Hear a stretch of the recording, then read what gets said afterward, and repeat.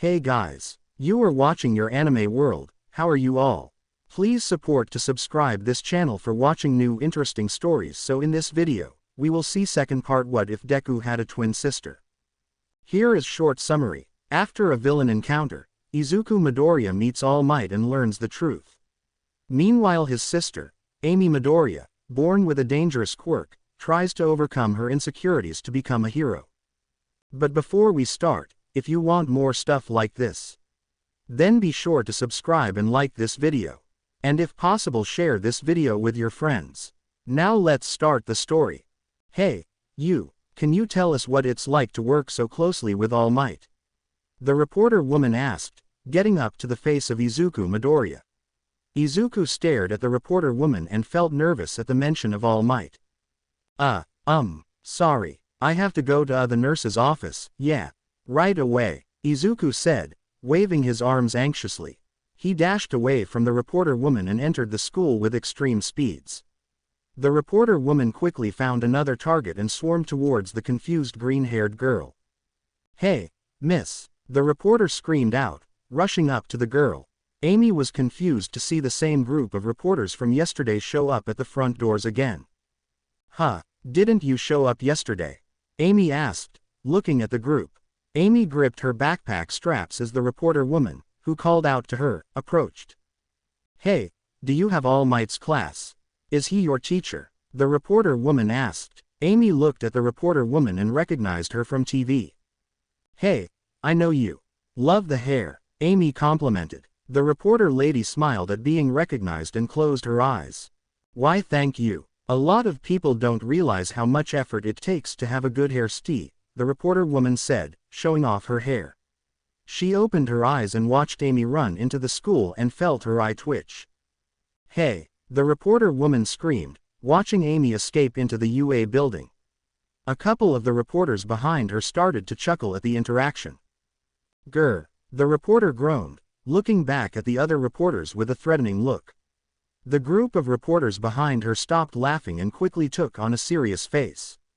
She lessened her glare and moved on to another target. She approached a smaller girl and brought the microphone to her face. Are you one of All Might's students?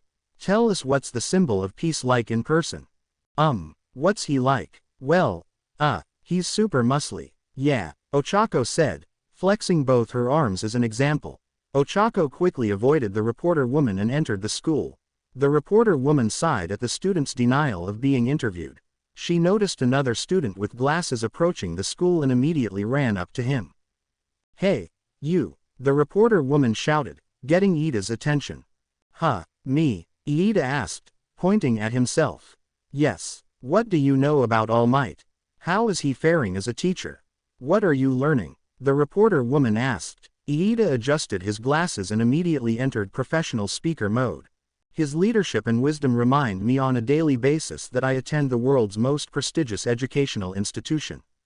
Of course, he's the personification of honor and integrity that one would expect. But he's also not afraid to show his students a more humorous side. It's truly a unique opportunity to be under the direct tutelage of the pro we all admire. Iida said. The group of reporters frowned at how boring the response was. Iida was visibly confused by their reaction. Thanks, kid, move on, the reporter woman said, pointing at the entrance with a tired look. Iida said nothing and bowed in respect before heading off into the school. The reporter woman sighed before noticing yet another teen arriving. Excuse me, kid, are you in All Might's class? Oh, hold on, aren't you that sludge villain kid? The reporter woman asked, causing Bakugo to glare at the woman. He stopped walking and growled. Walk away, Bakugo ordered, holding himself back from exploding the group of reporters. The reporter lady quickly understood the threatening tone and reeled back. She sighed in defeat at the different responses from the students and felt herself get tired. Then an older man appeared walking to the entrance. The reporter woman immediately went back to work and rushed the man. Please, sir, can you get All Might for us? Also, you look like a mess. What's your deal? The reporter woman asked. All Might's not on campus today. Now get out of here. You've disturbed my students enough already, Aizawa said, turning his back on the reporters. But my viewers wanna know how he's adjusting to life as a teacher. The reporter woman shouted, watching Aizawa leave. I feel like I've seen that guy somewhere before. Where? I don't know, but he's a bit scruffy for a hero. How does All Might ever get anything done with this media circus stepping on his cape? Aizawa thought. His thoughts prevented him from hearing what the reporter woman had to say about his appearance. All right, if you won't bring All Might out, I'll get him myself, the reporter woman said, stepping forward. Whoa, hold on, another reporter with a camera said, attempting to reach out for the woman. The reporter woman took another step forward and immediately activated the front gates. A mechanical horn played after the security sensors picked up an unauthorized person stepping into UA. The woman screamed as metal rushed from the ground and closed off the entrance to the school. Wah, hey, what's happening? The reporter woman said, falling to her knees in fright. Don't you know about the school's defenses? This gate is the UA barrier. Defenses? It practically killed me, the reporter woman screamed. Yeah, well, it's designed to stop anyone who doesn't have a student ID or special pass from entering the campus. Guess it works. Apparently there are security sensors like this all over the place. Keeping the public out. This school thinks it's untouchable. The least they could do is grant me one interview. The reporter woman shouted out in frustration. I know, right, we've been here for 2 days and I don't have a single comment on the record yet. The news that All Might had been hired as a faculty member at UA took the entire nation by surprise. Naturally, the media swarmed the school in search of a story. Izuku narrated. Across the street from the group of reporters a younger man stared at the closed entrance. His blue hair rustled in the breeze. He stared at the metal wall blocking everyone from entering the school and smirked. An idea had formed in his head. Everyone wanted to get their hands on All Might. Yeah, everyone. Izuku narrated. Class 1A. Decent work on yesterday's combat training, you guys. I saw the video feeds and went over each of your team's results. Aizawa said, keeping an empty tone. Bakugo. Aizawa called out, getting Bakugo's attention. You're talented, so don't sulk like a child about your loss, okay? Aizawa requested. Yeah, whatever. Bakugo replied, sighing to himself. His mind was occupied on something else instead of the results. And Midoriya, I see the only way you won the match was by messing up your arm again. Work harder, and don't give me the excuse that you don't have control over your quirk. That line's already getting old, Aizawa said, causing Izuku to frown. You can't keep breaking your body while training here. But your quirk will be really useful if you can get a handle on it. Aizawa said, lifting Izuku's spirits. So show a little urgency, huh? Aizawa said. Izuku nodded and smiled.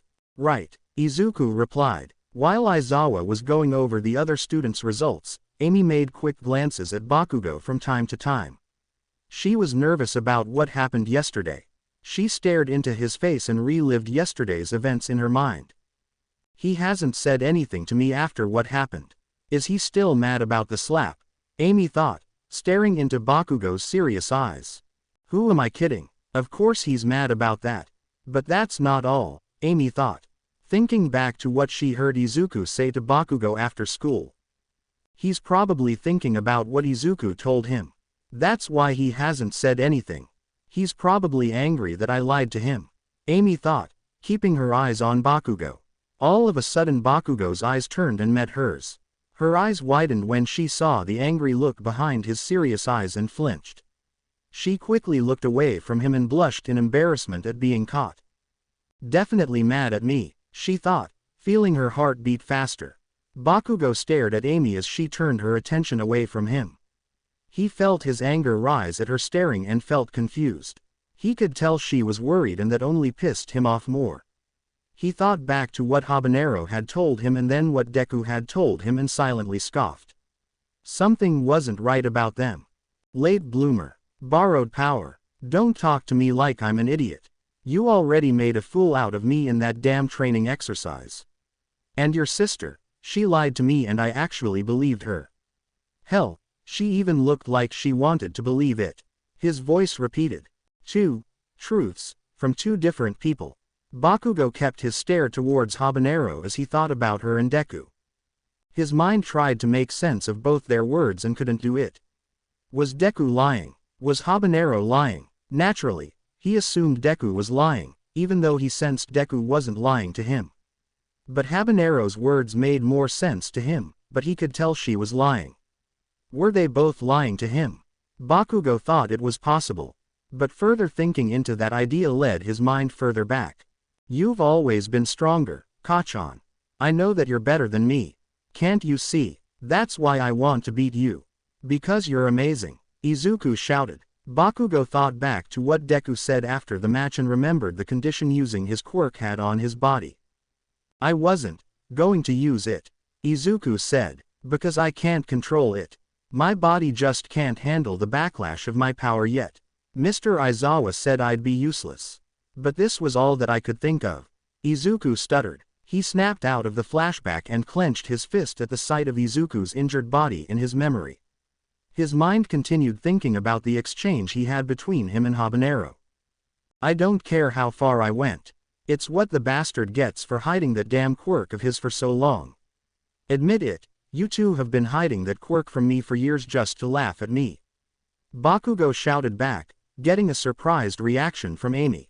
She scoffed and stared down at the floor in disbelief. Hiding? Is that what you think we've been doing? Hiding his quirk from you for years just to laugh at you? What the hell kind of idea is that? I thought you were smarter than that, Bakugo. Amy shouted. Her words dispelled any ideas he had that Deku was hiding his quirk the whole time. He thought about it more and continued his flashbacks. You want the truth, Bakugo. Even though you've done nothing but make fun of us for years, we still think of you as a friend. We had our own reasons to look up to you, Bakugo. So I don't care if you hate us, but you're still our friend. Amy admitted. Naturally, that pissed him off more. Bakugo found it hard to believe the twins still thought of him as their friend. To his annoyance, he could tell she wasn't lying then. It made him realize how stupid the twins actually were.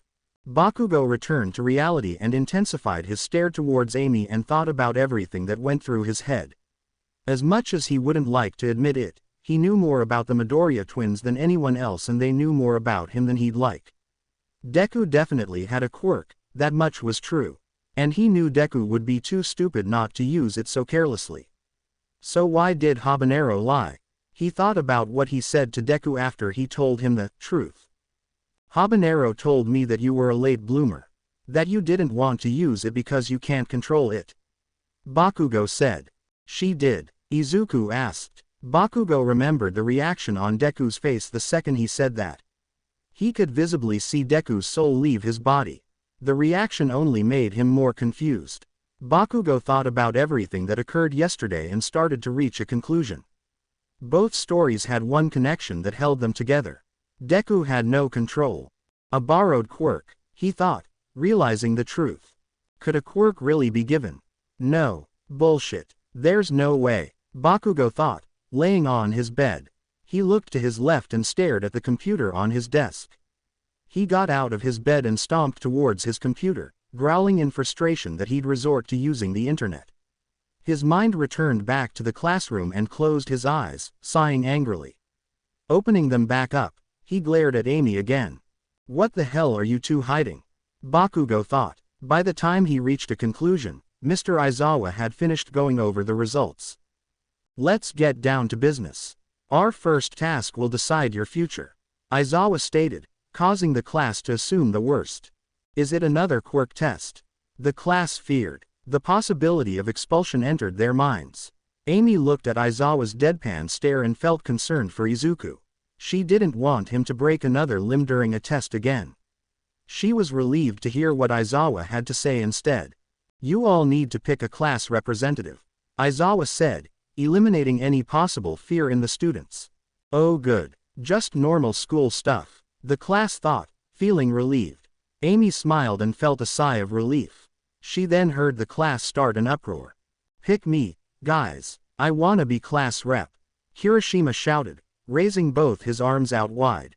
I'll take it, the electric-haired teen said, raising his hand.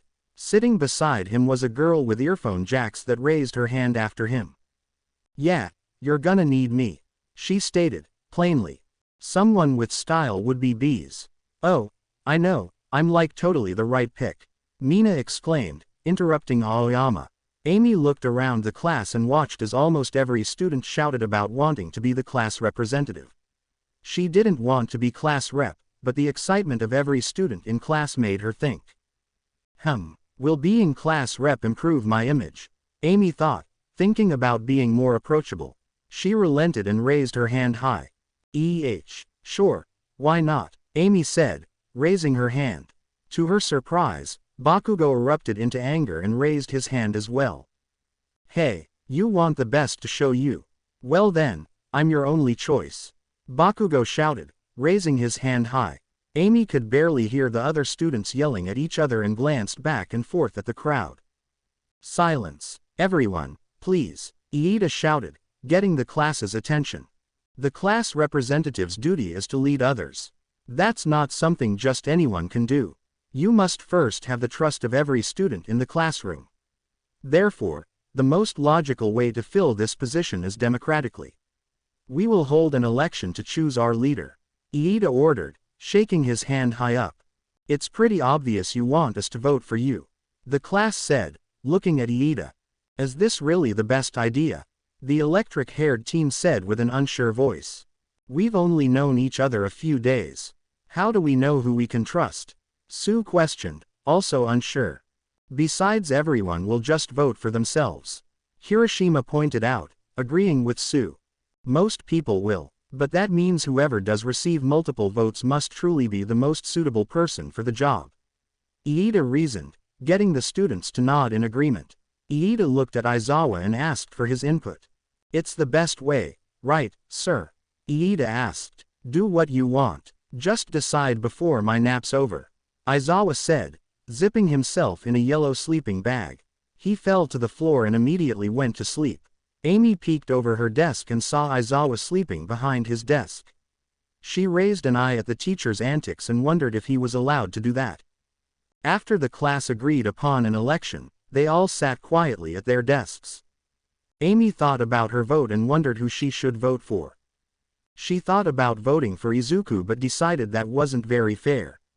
She thought about everyone she knew in the class and glanced towards the desk beside hers. Then an idea formed in her head. She laughed and quickly wrote down the name and submitted it. Soon after, all the students had written names down on their papers and voted. Once the election results were in, Iida had written down the votes on the board. The whole time he slowly realized that no one voted for him. On the board, there were 4 names with more than one vote. Izuku Midoriya had 3 votes and both Momo, Amy, and Bakugo had 2. Seeing the results caused Izuku to freak out. How did I get 3 votes?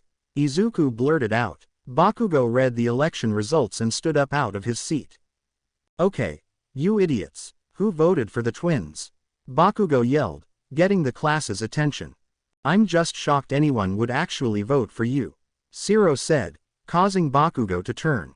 What did you say? Bakugo exclaimed, looking at Shiro with anger. Amy hid her laugh at Bakugo and quickly caught his attention. Seeing her laugh made him realize who it was that voted for him. It was you, wasn't it, Habanero? Bakugo growled. Amy quickly darted her eyes away and whistled. It says you got 2 votes. So who else voted for you?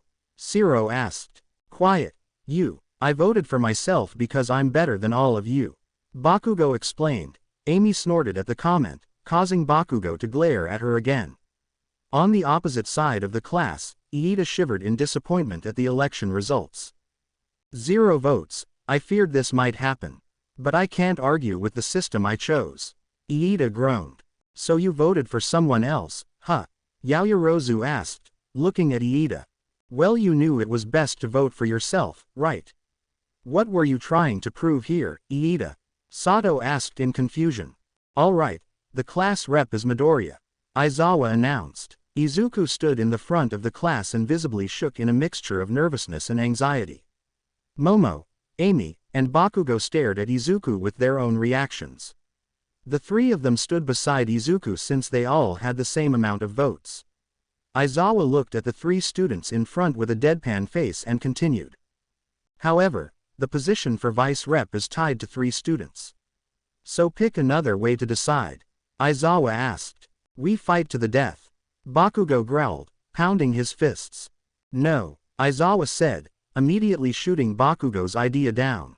How about we play rock paper scissors for the role? Amy suggested, putting a hand on her head. Very well, hurry up, Aizawa agreed, nodding his head. Momo sighed and put her hand up as did Amy and Bakugo. I haven't played this in a while, Momo said, a little disappointed she wasn't the class rep. Same here, Amy laughed, feeling a little nervous. She wasn't expecting to actually get any votes at all. Bakugo was quiet and simply stared at the girls in front of him with an annoyed expression. Rock, paper, scissors, go, Amy exclaimed, starting the game. Both Momo and Amy chose paper while Bakugo chose rock. He stared at his fist and grunted angrily. Bakugo loses. Get back to your seat, Aizawa said with zero enthusiasm. Damn it, Bakugo growled under his breath. He walked to his seat and folded his arms as he dropped to his seat. Momo and Amy glanced at each other and nodded in respect. It's kinda weird the class voted for me and my brother, right? Amy laughed, realizing the situation. I suppose. Yaoyorozu nodded. Well, time to find out who's vice rep. Rock, paper, scissors, go. Amy started, choosing paper again. Momo chose scissors and smiled. Amy stared at Momo's hand and shrugged. Oh, well, no hard feelings, right? I'm sure you'll be a great vice rep, Amy said, shaking hands with Momo. Thank you, Momo said, shaking her hand. The two of them bowed respectfully at one another. Amy walked to Izuku and grabbed his shoulder. Sorry, I lost, Izzy. I'm sure you'll define as class rep, Amy said, giving Izuku an encouraging smile. Izuku stared up at his sister's smile and felt a little bit of the nervousness vanish. The smile reminded him of her cheering him on during the American Dream Plan. He nodded at her and smiled back. Maybe he would try after all. This might not be so bad, Sue admitted, staring at Izuku and Momo. Yeah, I can get behind Midoriya, I guess. Kirishima nodded, agreeing with the election results. Yaoyorozu was totally on top of it when it came to our training results. The electric-haired teen said. Iida frowned upon hearing the other students' reactions. He agreed with all of them. Midoriya was clearly the superior student, so it's only natural that he'd be voted class rep. However, he still hoped he would be class rep. Lunch Rush's eatery. Inside the cafeteria, Ochako, Iida, and Izuku sat together at a table. They had quickly beaten most of the crowd and got their food. Ochako happily ate her lunch and admired the flavor. She looked around the cafeteria and took notice of the massive crowd of students inside. It's always so crowded in here, Ochako pointed out. That's because students in the support, management, and hero courses all share the same cafeteria. Iida answered, seriously. This rice is delicious, Ochako stated, eating a bowl of rice. Guys, I'm kinda worried about the class rep thing. I don't think I'm qualified, Izuku admitted, nervously. Sure you are, Ochako said, affirmably. You'll be great, Iida said in a serious tone. Izuku questioned, looking at Iida. Your courage and quick thinking under stress will help make you a worthy leader. Not to mention the strength you demonstrated. Those are the reasons I voted for you at least, Iida said. You were one of the 3. Izuku replied, surprised to hear Iida had voted for him. Didn't you wanna be representative really badly? I mean, you do look the part because of the glasses. Ochako said. Sitting across from Izuku's group was Amy.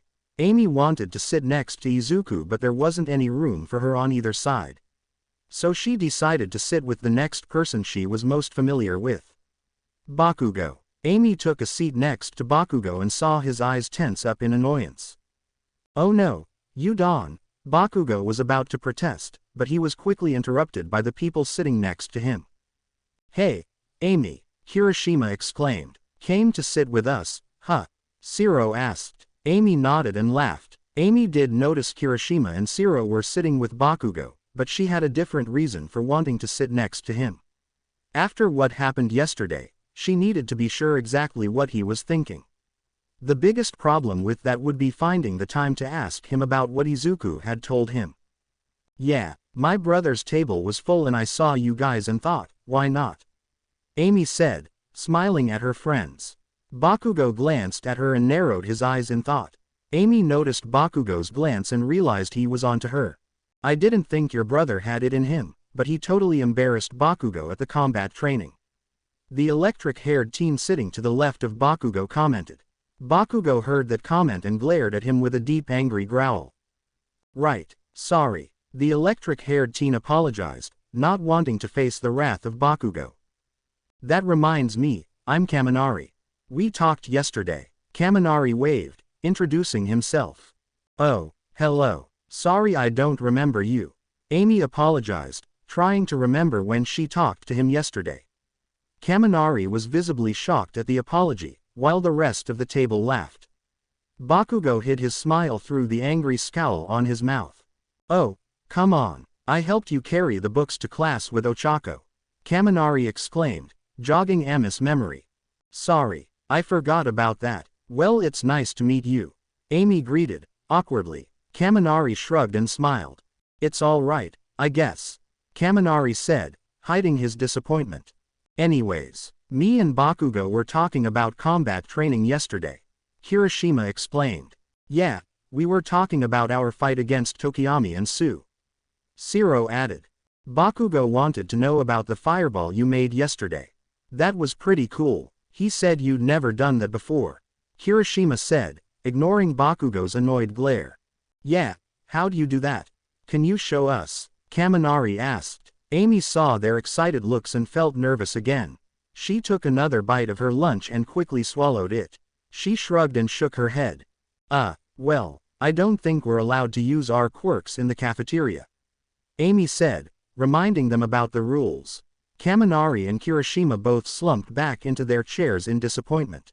And I can't use my quirk while eating anyway. Amy added, causing a few eyebrows to rise. Really? Shiro replied. Why not? Kirishima asked, curiously.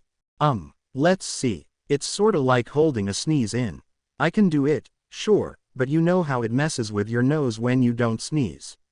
Same thing applies with my quirk. I have a special organ that produces flames. If I activate my quirk while eating, I'll just end up burning my food while it enters my stomach. When that happens, I usually end up getting a stomach ache. Amy explained. Oh, I get it, Kirishima said, nodding in understanding. But you can tell us about the fireball, right? Shiro asked. That's easy. I can manipulate the fire in my mouth like you would with saliva. Once I gather enough flame, I spit it out. Amy explained. That's so cool, Kirishima complimented, getting Shiro and Kaminari to nod in agreement. So is there anything you can't eat because of your quirk? Kaminari asked, stuffing his mouth with food. Yeah, my quirk makes some spicy food taste less spicy. I can handle ghost peppers like they're nothing, but anything spicier than that starts to get a reaction out of me. And hot meals taste fine to me. My body is adapted to resist heat, so I can basically grab a turkey out of an oven with just my hands. My mom used to joke about not needing an oven with me around. Amy explained, thinking back to when she'd help make dinner with her mom. Bakugo ignored her and continued eating. Amy made another quick glance at Bakugo and wondered what he was thinking. So if you can't get burned, how do you know what's hot or not? Kaminari asked. I can still feel warm. I just don't get any of the negative effects. Amy clarified. Man, I wish I was fireproof. Kaminari mumbled. While the group of students were getting to know each other, a loud ringing bell echoed throughout the school. The loud alarm had alerted every student inside the cafeteria. Amy was caught off guard by the alarm and jumped in fright, accidentally knocking down a carton of milk on her plate. Bakugo wasn't bothered by the alarm but was bothered when the milk dripped onto his pant leg. He narrowed his eyes angrily and shouted at Amy. Hey, watch what you're doing, you damn klutz. Bakugo shouted. Amy turned and looked at Bakugo's angry eyes with a frightened expression. Sorry, Amy apologized, raising her hands. What's going on? Kirishima asked, standing up out of his seat. Is this a fire drill? Shiro wondered, looking up at the alarm on the ceiling. If there's a fire, I can eat it. Amy commented. Before the group could say anything else, a voice came through the alarm. Warning. Level 3 security breach. All students please evacuate the building in an orderly fashion.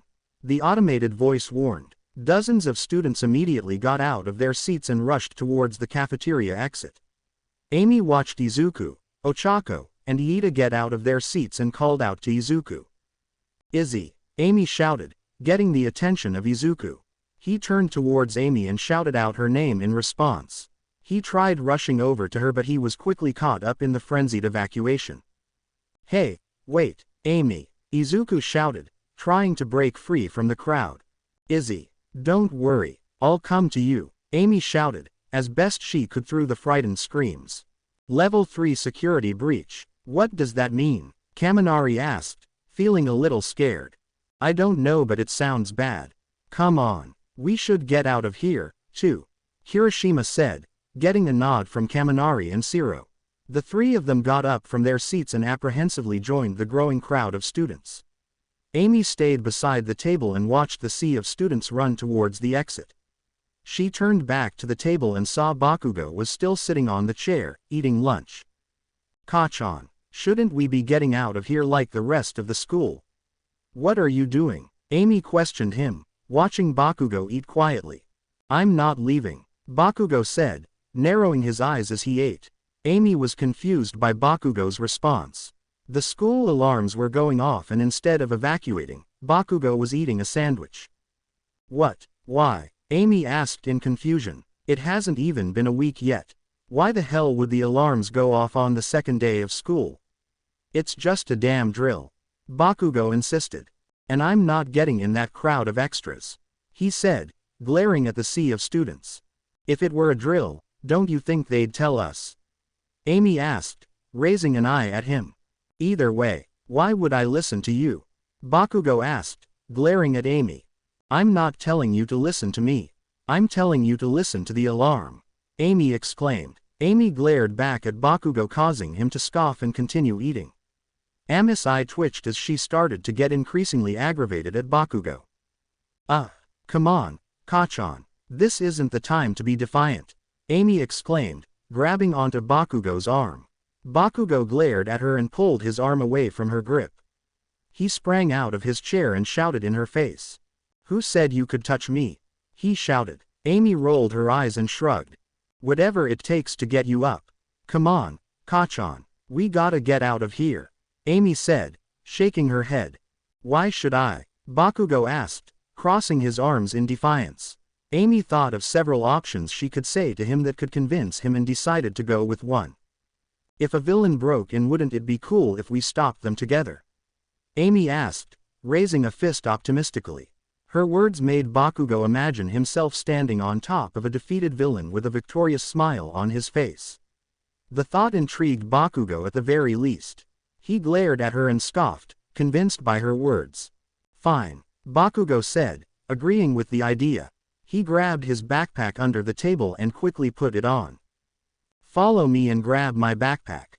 These idiots aren't going to give us room, Bakugo commanded. Way ahead of you, Amy said, grabbing a hand onto Bakugo's backpack. He felt the grip on his backpack and folded his arms. He narrowed his eyes and grit his teeth at the sight of the massive army of students. You lose your grip on me, habanero, and I'm not coming back for you, got it? Bakugo yelled, turning his head towards her. Didn't think you would anyway. Amy smiled, nodding back. This is gonna be annoying, Bakugo thought. Amy kept a firm grip on Bakugo's backpack as they entered the crowd of frantic students. Bakugo's intimidating presence and aura scared away anyone that dared push him to get past. Amy felt her body get squished between several other students as the hall got progressively more cramped. Bakugo kept his hands in his pockets as he walked through the crowd. The whole time, he felt Amy holding onto his backpack, which irritated him. Why the hell is she following me today? Bakugo asked himself. Bakugo thought about what Habanero was doing hanging out with him until he realized the reason. Deku. He must have told her about yesterday, Bakugo concluded, clenching his pockets. He made a quick glance toward Habanero and saw she was holding onto his backpack with anxiety. Bakugo grit his teeth in annoyance. He could tell the tight spaces were getting to her, but as entertaining as it was to watch her panic, he still needed answers. He grunted and shifted directions, pushing through students as he made his way towards the windows. Amy noticed the change in directions and felt her anxiety lessened. She stared at the back of Bakugo's head in wonder at how he could so easily move between crowds. Bakugo kept his annoyed glare, feeling the space between him and the crowd getting smaller and smaller.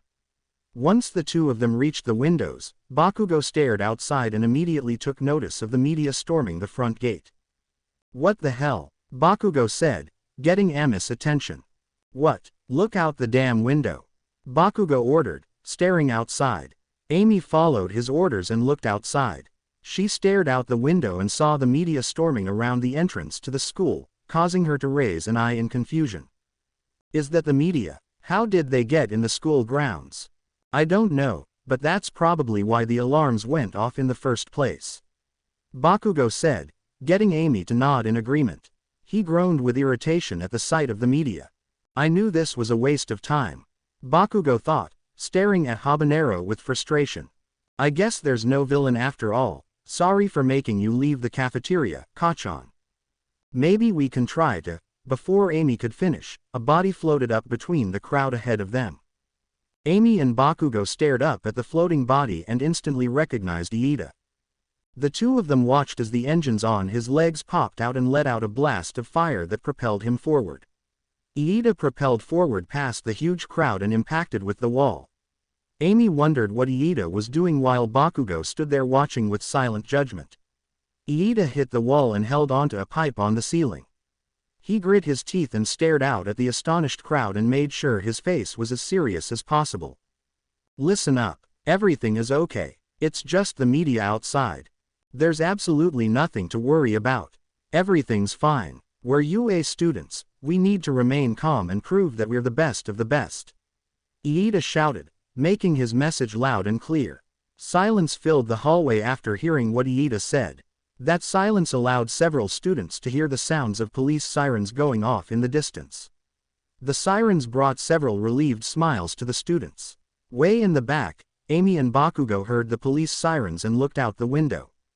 "Hey, the police are coming," Amy said, breathing a sigh of relief. "Why the hell wouldn't they?" Bakugo replied, raising his voice.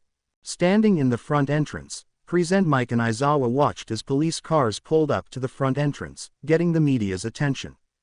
Both Present Mike and Aizawa were relieved to see the police arrive. Present Mike was the most visibly happy. He still hoped he could have at least punched one reporter, but Aizawa's advice held him down. "That's a wrap. Get these vultures out of our station," Present Mike exclaimed. "Class 1A, it's time, class rep. Let's begin," Yaoyorozu said, keeping her eyes on the nervous green-haired teen. Izuku's legs were shaking as he stood in the center of class. All the eyes in the class were on him, except for Minetta's. He stared out at the class and made eye contact with Amy, who gave him an encouraging smile along with a thumbs up. He smiled back and gulped, attempting to keep his stuttering and shaking to a minimum. "Okay, so we need to figure out who the other class officers will be," Izuku said, hesitating a little. He gulped again and took on a more controlled pose. "But first, there's something that I want to say. I've thought a lot about this and I think that Tenya Iida should be our class rep," Izuku recommended. Iida and Ami's eyes lit up at the recommendation. Amy didn't know he could do that and Iida was surprised to hear Izuku stand up for him. Even Vice Rep Yaoyorozu was surprised by the transfer of power. He was able to capture everyone's attention and get us in line. "So I believe that he should be the one leading our class from now on," Izuku said, feeling sure of himself. "Yeah, you know what?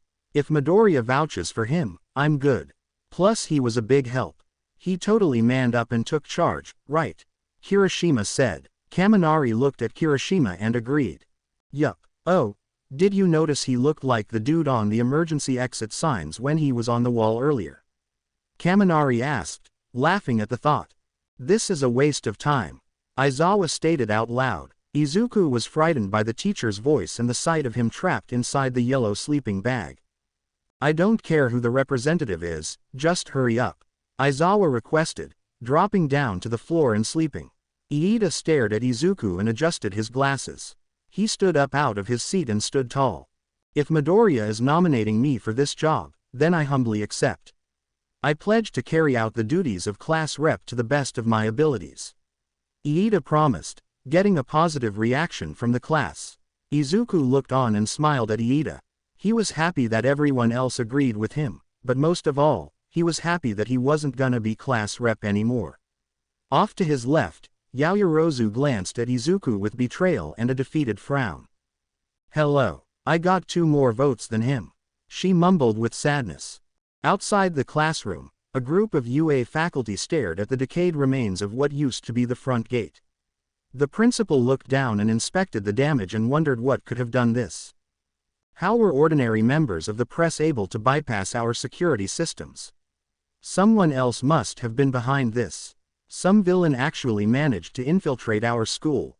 But was this purely a show of power or a declaration of war? The principal questioned. He watched as the wind picked up and lifted some of the decayed remains like it was sand. An unsure look of concern filled his face as he stared into the pile. Outside UA, out in the streets, the familiar scene of heroes versus villain took place. 3 citizens screamed out in fear as they desperately squirmed around the giant arm of the criminal holding them. The criminal was so tall that he easily held the 3 citizens prisoner between his arm and chest. The criminal was a huge pink buff man with shoulder muscles so big that they reached the back of the villain's head, creating a hood with his own muscle. The 3 heroes on the scene were MT, Lady, Kamui Woods, and a man in a bird costume. They were beaten and had some marks on their bodies, but they weren't ready to give up yet. Kamui Woods was on the floor while the Birdman showed concern for his safety. Mount, Lady was exhausted but remained serious as she stared at the villain. Don't move. 1 step closer or I'll kill this whole family. You don't want the blood of these damn yuppies on your hand now, do you, heroes? The criminal said, listening to the family's fearful screams. Mount, Lady glared at the villain's threat and grit her teeth. Never fear, dear citizens. A voice called out from the heavens. Mount, Lady heard the voice and widened her eyes. She looked up at the sky above the villain and saw a familiar figure falling right towards the criminal. Missouri Smash, All Might exclaimed, giving the criminal a hard slap in the back. All Might quickly grabbed the family and held them in his arms. The villain groaned in pain and immediately dropped to the floor. He hit the ground with a loud thud and fell unconscious. I'm here to keep you safe. Even on my morning commute. All Might smiled, safely dropping the family to the street. He turned his head and felt his ear wiggle at the sound of a woman screaming in the distance. Ah, I'm being robbed, a woman screamed. All Might turned towards the direction of the scream and grunted. I shouldn't be late for school, but I can't ignore someone in need. All Might said, leaping high into the air. He jumped over several buildings and stood strong against the powerful winds in the air. He looked down at the ground and took notice of the speed he was going. He grunted and pushed on, thinking to himself. I've clearly gotten slower. My powers have been weakening even faster since I gave one for all to young Midoriya. I'm pushing my hero form too far past the limits. All Might thought, thinking back to his battle with the sludge villain and the day he met the Midoriya twins. Fighting that sludge villain even though I was exhausted shortened the time I can spend as the symbol of peace. He thought, sighing. The memory of yesterday was still fresh in All Might's head. Wait, you told Bakugo what? All Might asked, wondering if he heard Izuku just right. All Might heard the sound of footsteps running up to them and turned. He saw Amy stare at Izuku with the same freaked-out expression that young Midoriya would have. All Might quickly gathered that Amy had overheard what happened. Her freaked-out face confirmed to All Might exactly what Izuku had told young Bakugo. Izzy, what's the matter with you? Why would you tell Bakugo that? Amy asked, grabbing onto Izuku's shoulders. I'm so sorry. Izuku apologized, looking down at the ground in shame. I didn't want to tell him about One for All, but for some reason, I felt like I had to explain it to him. Like it was only fair that he knew. Izuku said, explaining his actions. All Might heard Amy sigh and shake her head. No, this was my fault. I told Bakugo your quirk was a mutation. That you were a late bloomer. If I had just gotten to you sooner I could have prevented this. Amy frowned, cursing herself for not getting to him sooner. All Might stared into the twins' sad eyes and sighed. Midoriya isn't the type of person who wants to show off. That's not the reason he shared our secret. So I didn't lecture him too much. All Might thought, recalling his response to Izuku. Don't look so sad. He didn't take you seriously, so I don't think he'll say anything. This time I'll let this slide. All Might said. Izuku and Amy looked up at All Might with surprise. Just make sure this doesn't happen again. You need to think carefully about the responsibility that comes with this power. If word got out that One for All could be passed on, villains across the globe would come for you trying to take it. You must keep this secret to ensure your own well-being, true, but also for the safety of the world. Understand? All Might questioned. Both twins stared at All Might and nodded. All Might leapt out the memory and slammed his fist into a runaway car. The vehicle's engine let out smoke, unable to operate anymore. The driver of the vehicle looked at All Might with fright. All Might paid no attention to the feelings of the driver as he thought about Izuku. Even if he is a more suitable vessel now, he's still a 15-year-old boy. I have to make sure I guide him well. All Might thought. There's a hostage situation across town. A random citizen shouted, causing All Might to groan. He removed his fist from the car and leapt back into the air. PM 050. Today's training will be a little different. You'll have 3 instructors. Me, All Might, and another faculty member will be keeping tabs on you. Aizawa said, getting a few confused sounds out of the class. Both Amy and Izuku thought about the reasoning behind having 3 teachers and came to the same conclusion. 3 pros. Is that because of the break-ins? The twins thought. Sir, what kinda training is this? Shiro asked, raising his hand. Aizawa expected the question and pulled out a card with a single word on it. Rescue. You'll be dealing with natural disasters, shipwrecks, stuff like that. Aizawa revealed, causing the class to get excited. Disasters, huh, sounds like we're in for a big workout. Kaminari grinned, glancing at Mina. Mina smiled and agreed with Kaminari. Totally, she exclaimed. Real hero stuff. This is what separates the men from the boys. I'm shaking with excitement. Kirishima smiled, raising his fists. Finally I'll get to show off how good I am in water. Ribbit, Sue said. Rescue training, Amy repeated, clasping her hands in excitement. Her mind immediately thought of her favorite heroes. So does that mean we're going to use our quirks to save others? Amy asked. That's what rescuing means, dumbass. Bakugo scoffed, causing Amy to scoff back in return. She glared at him and folded her arms. Yeah, so try not to blow anyone up with your explosions then, Kachan. Amy fired back, causing Bakugo to shout back. What did you say? Bakugo shouted angrily. Aizawa listened to the class's excitement and at the 2 students fighting in the front row with a deadpan expression. Guys, I'm not finished yet, Aizawa stated with little interest. The class quieted down and listened to Aizawa with anticipation. What you wear in this exercise is up to you.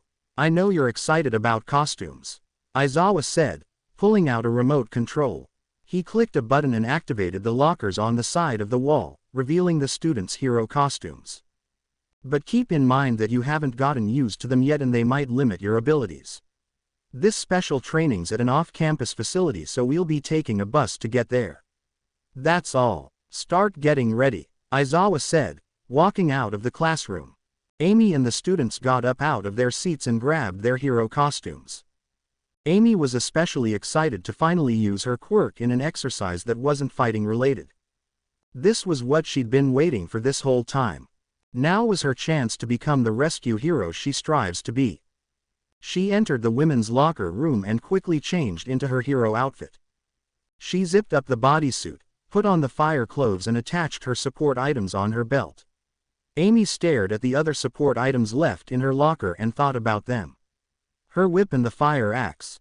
She narrowed her eyes and put a hand on her chin in deep thought.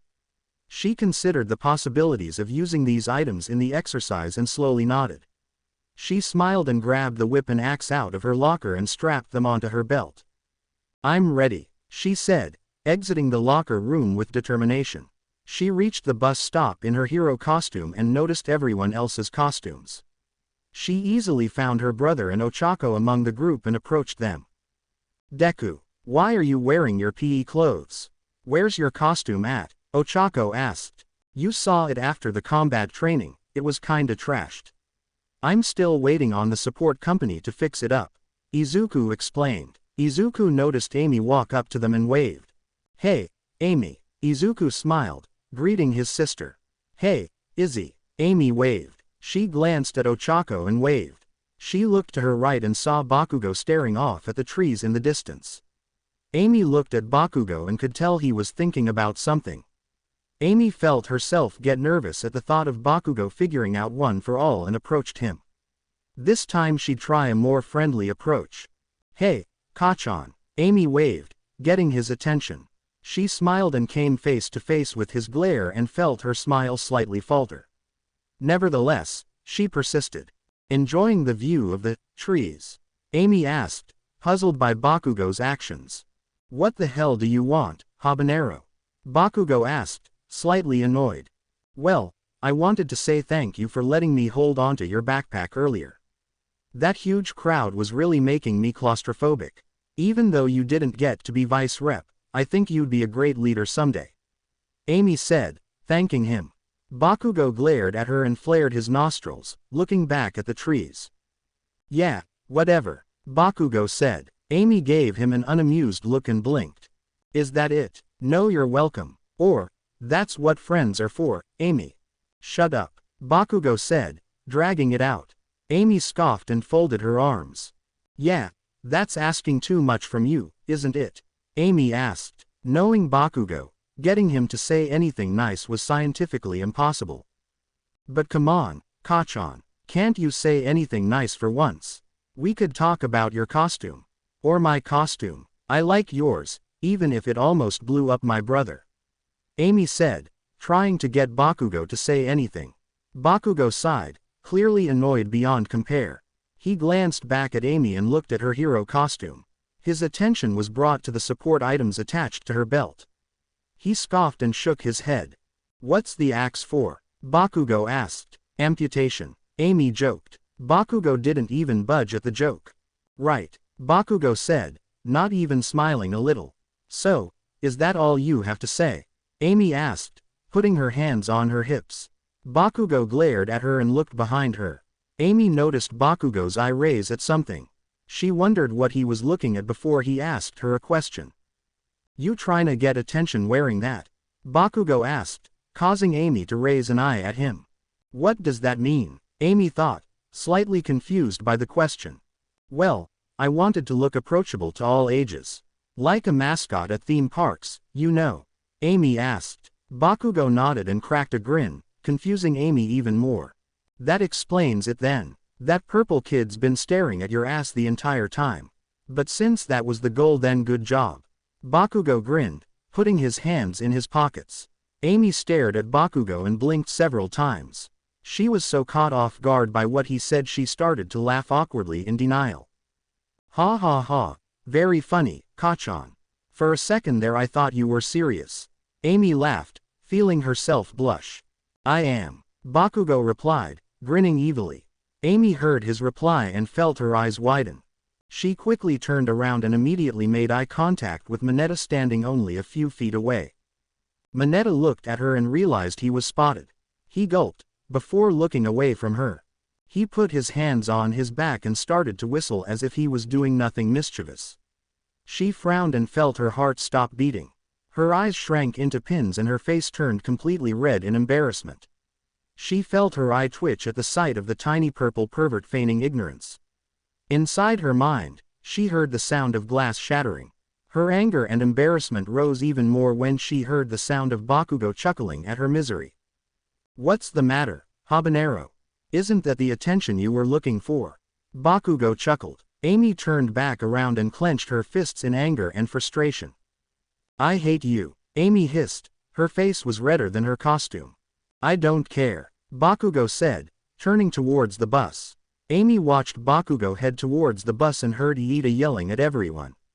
She clenched her fists and stomped the ground in anger. The other nearby students looked at her with concerned looks, not expecting to see Amy look so angry.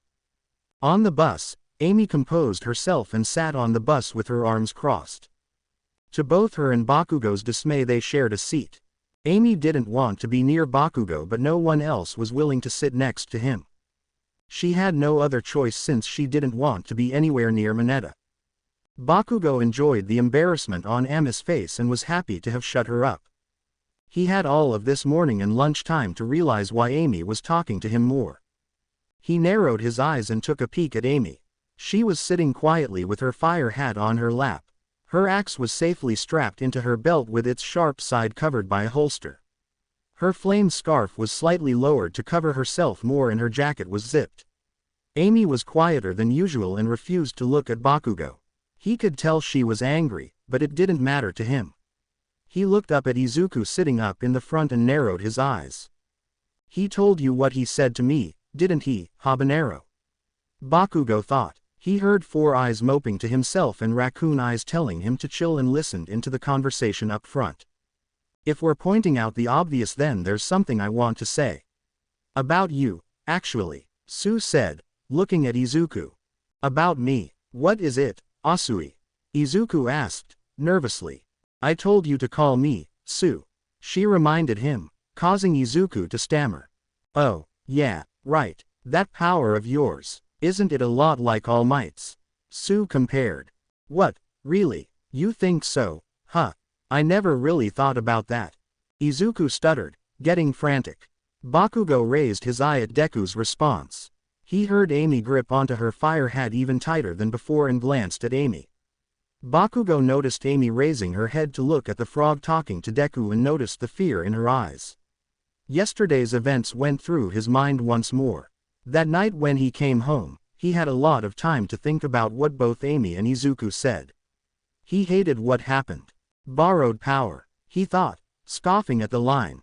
He tried looking up anything online about borrowing quirks and was led to a page of conspiracy and scientific theory. It confused the hell out of him reading it all.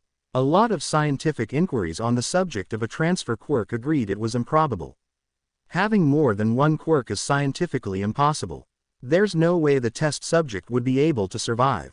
So what the hell was Izuku talking about? Bakugo hated it, but he knew what he had to do to get to the bottom of this. "Well, if any of our classmates have pro quirks, it's Todoroki and Bakugo," Kirishima said, snapping Bakugo back to reality. He heard what Shitty Hair said and grunted. "Sure, but Bakugo's always angry. So, he'll never be that popular," Sue said. Bakugo heard Amy giggle beside him and got angry. "What did you say? I'll kick your ass," he shouted, getting up from his seat. "You see," Sue said, proving her point. "You know, we basically just met you, so it's kinda telling that we all know your personality is flaming crap mixed with garbage," Kaminari said, getting Amy to laugh. Bakugo growled and glared at Kaminari. "You're gonna regret the day you applied to this school, you loser." "I'll kill you," Bakugo shouted. "I can't believe what I'm hearing. Kachan's the one in class who's getting teased. UA is so confusing," Izuku thought, ignoring the yelling going on between Bakugo and several students. Hey, we're here. Stop messing around," Aizawa said, getting the class to stop arguing. Both Amy and Bakugo waited till everyone, including Mineta, had gotten off the bus. By the time it was just them, Amy put her fire hat on and got out of her seat without saying a word to Bakugo. Bakugo glared at her and watched her approach the exit. Now that they were alone, it was time for him to ask. "Habanero," Bakugo said. Amy heard Bakugo and stopped walking. She sighed and clenched her fists.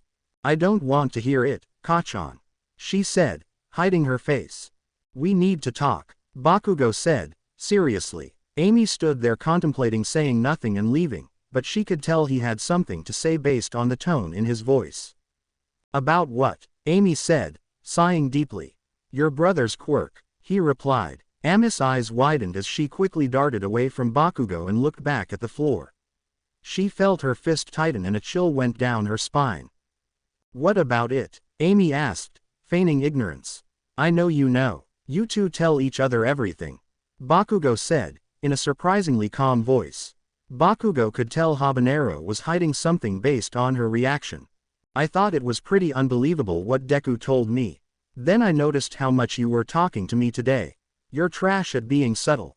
You wanna know what I think, do you? Bakugo asked, causing Amy to flinch. She felt herself sweating on her forehead and realized there was no going back after this. Maybe, I do, she replied, taking a huge gulp. Bakugo shook his head at her. He could tell Habanero didn't want to say anything to him, but he already knew too much. Well, you didn't have to annoy me all day and make it so obvious. Right now, I have no opinion on it, Bakugo admitted, causing Amy to turn around. She narrowed her eyes and looked at Bakugo in confusion. What? Yeah, that's what I said. Let's say I believe that Deku has a borrowed quirk. He told me not to ask him where he got it from. So, I'm asking you, Bakugo said, finding a loophole in Deku's words. And why would I tell you? Amy said, falling for the trap. That's what friends are for, right? Bakugo said, using Ami's words against her. Amy scoffed at Bakugo's words and internally groaned. Last night, I looked up anything I could find about borrowed quirks online and got nothing but crap. Most of them were from generations ago when quirks were just starting out. Unethical experiments, quirk theories, and research studies shutting down. That was when I found an old article about multiple quirk experimentation. It said the experiments ended in failure. That the strain was too much for the body to handle. At the time, most people agreed the experiments were too horrific to continue, so they shut down. But Deku didn't have a quirk, did he? It made me wonder. They tried these lame experiments on people with quirks but never on quirkless people. I thought maybe it was possible Deku could get a quirk, Bakugo said, looking at the ceiling in deep thought. So, be honest with me, Habanero. Is it true? Did Deku really get a borrowed quirk? Bakugo asked, folding his arms. Amy stared at Bakugo with hesitation. Fear was quickly enveloping her eyes. She had no idea what to do or what to say to him. She tightened her grip on a nearby bus seat, feeling more stressed. She closed her eyes and took a deep breath, giving in to him. It is, Amy admitted, causing Bakugo's eyes to widen. He looked down at the ground in shock at the revelation and grunted. Shit, how could that idiot let that happen? Bakugo said, keeping his voice low. Amy heard Bakugo's complaint and was surprised to hear him act like this. At this point, she felt she also owed him the truth. But she knew better than to tell it to him herself. It's complicated, but I want you to know that Izzy agreed to it. And it wasn't given to him by force. I know the person who gave it to him. I'm gonna have to talk to them now about telling you more. But I won't tell you who it is, either. So, Kachan, please.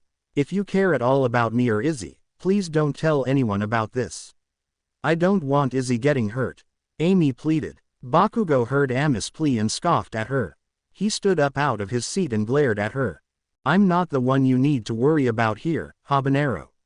You really think you can keep this charade going forever? Do you know what kind of shit people could do if they found out? Bakugo warned, keeping his voice down. Amy nodded at Bakugo and understood what he meant. Her mind flashed to what All Might had told her and Izuku yesterday. If word got out that One for All could be passed on, villains across the globe would come for you trying to take it. You must keep this secret to ensure your own well-being, true, but also for the safety of the world. All Might's voice said in her mind. That's what he told Izzy, too, Amy blurted out, accidentally. Bakugo repeated, raising an eye. Amy cursed herself for slipping up like that and fake coughed. I've said too much already. Kachan, please don't tell anybody. I'm begging you, Amy pleaded, praying. Bakugo glared at Amy and groaned. He wanted to know the truth right now, but he knew it would have to wait. He closed his eyes and grit his teeth, taking an annoyed sigh. Fine, but after this, I want answers. From the both of you. Bakugo said, gritting his teeth. Bakugo said, walking up to Amy. Amy watched Bakugo walk past her and head outside the bus. Before he exited the bus completely, he stopped and glanced at Amy. I don't know what this is, Habanero, but if it's something illegal. He's dead, Bakugo implied, exiting the bus. Amy frowned and relaxed inside the bus. She caught her breath and groaned. Damn it, Amy cussed. Amy took one more sigh and exited the bus. She looked up ahead at the massive building in front of her and stood there in awe. The size of the building caused her mind to drift away from the intense moment a minute ago. Looking ahead at the class, standing in front of them was a hero wearing an astronaut costume. Amy instantly recognized the hero standing in front of them and felt a rush of excitement. She quickly walked up to the class and approached Izuku. Amy glanced at Izuku and saw his excited face. She could tell he was going into his fanboy mode. The innocent smile on his face definitely improved the mood she had at the moment. Hello, everyone. I've been waiting for you. 13 waved, greeting the class. It's the space hero, 13. The chivalrous pro who's rescued a ton of people from disasters across the world. Izuku said. Woohoo, 13 is one of my favorite heroes. Ochako smiled, excited to meet 13. I can't wait to show you what's inside, 13 said, motioning her hand at the large building behind her. This is gonna be awesome, the class exclaimed. 13 nodded and began to approach the entrance of the building. Aizawa and the class followed 13 and entered the building. When they got inside, the class stared in awe at the many different areas contained inside the building. Whoa, Kaminari said, baffled. Holy crap, it looks like some kind of amusement park. Hiroshima commented. A shipwreck, a landslide, a fire, a windstorm, etc. 13 said, introducing the many different environments. Amy perked up upon hearing 13 mention a fire. Fire, like buildings on fire. That's perfect, she thought, thinking about what the building looked like inside. She stared out at the area and noticed the flame design on the walls and hoped she'd get to see it soon. I created this training facility to prepare you to deal with different types of disasters. I call it the Unforeseen Simulation Joint. But you can call it USJ. 13 announced, striking a pose. The class looked at 13 with wide eyes, immediately understanding the reference. Just like Universal Studios Japan. The class collectively thought. Hey, shouldn't All Might be here already? Let me guess, he booked an interview instead. Aizawa wondered, staring at 13 with an empty look. Actually, it's something else. 13 said, lowering her voice. Apparently he did too much hero work on the way to school this morning and used up all his power. He's resting in the teacher's lounge. 13 whispered, making sure the students couldn't hear her. Aizawa heard what she said and shook his head in disappointment. 13 remembered the phone call she received just before the class arrived. I'm sorry, I should be able to catch the tail end of the rescue exercises. I'll be there as soon as I can. All Might apologized, feeling guilty. Aizawa listened to 13 relay his message and sighed. That man is the height of irresponsibility. Well, we should be okay with just the two of us. Clock's ticking. We should get started, Aizawa said, getting the class excited. Excellent. Before we begin, let me just say one thing. Well, maybe 2 things, possibly 3, 4, or 5, 13 said before being interrupted by the class. We get it, the class said. Listen carefully. I'm sure you're aware that I have a powerful quirk. It's called Black Hole. I can use it to up anything and turn it into dust. 13 stated. Ochako was familiar with her quirk and nodded her head at a fast rate. Amy could relate to Ochako's excitement. There were a lot of heroes she'd have the same reaction to if she ever saw them. Izuku was also familiar with 13's quirk and made it public knowledge. Yeah, you used Black Hole to save people from all kinds of disasters before, haven't you? Izuku said, remembering the stories and news reports of 13. 13 nodded and relaxed her arms. That's true, but my quirk can also very easily be used to kill, 13 said, getting a surprised reaction from Ochako and the twins. Some of you also have powers that can be dangerous. In our superhuman society, all quirks are certified and strictly regulated. So we often overlook how unsafe they can actually be. Please don't forget that if you lose focus or make the wrong move, your powers can be deadly. Even if you're trying to do something virtuous like rescue someone, 13 said. Amy agreed with what 13 said and found herself liking the hero even more. She could relate to having a quirk that could kill. It certainly made 13 more relatable to her. Amy then wondered what it was like to have manifested a quirk-like black hole. Thanks to Aizawa's fitness tests, you have a solid idea of your quirk's potential. And because of All Might's combat training, you likely experienced how dangerous your powers can be when used against other people. Carry those lessons over to this class. Today, you're going to learn how to use your quirks to save people's lives. You won't be using your powers to attack enemies or each other. Only to help. After all, that's what being a hero is all about. Ensuring the safety of others. 13 finished, getting smiles from the class. 13 is so cool, Izuku thought, thinking about 13's quirk and Ami's. Part of Ami's quirk was kinda like 13's, except it only worked on fire. That's all I have to say. Thank you so much for listening. 13 said. The class immediately erupted into cheers and excited talks. Aizawa stared at his students and let them stop themselves before speaking up. Right, now that that's over, before Aizawa could finish, the lights atop the building's massive ceiling flickered and sparked. A blue electric line quickly traveled through the lights.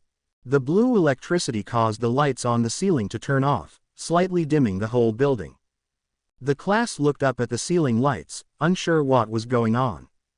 Amy looked up and felt a chill travel down her spine. Something didn't seem right in the air. She couldn't tell what it was until she heard a strange sound in the center of the building.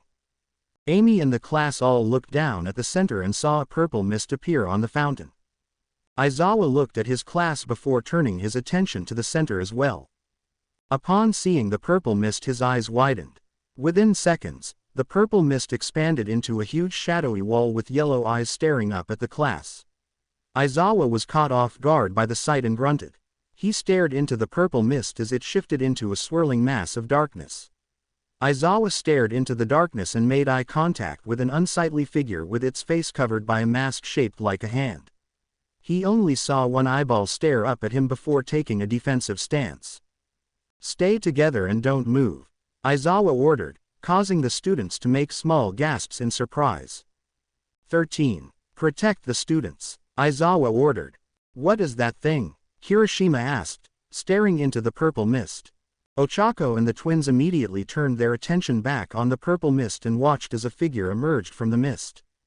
The strange man had faded blue hair, pale skin, black clothes, and a strange attire consisting of severed hands placed all around his body.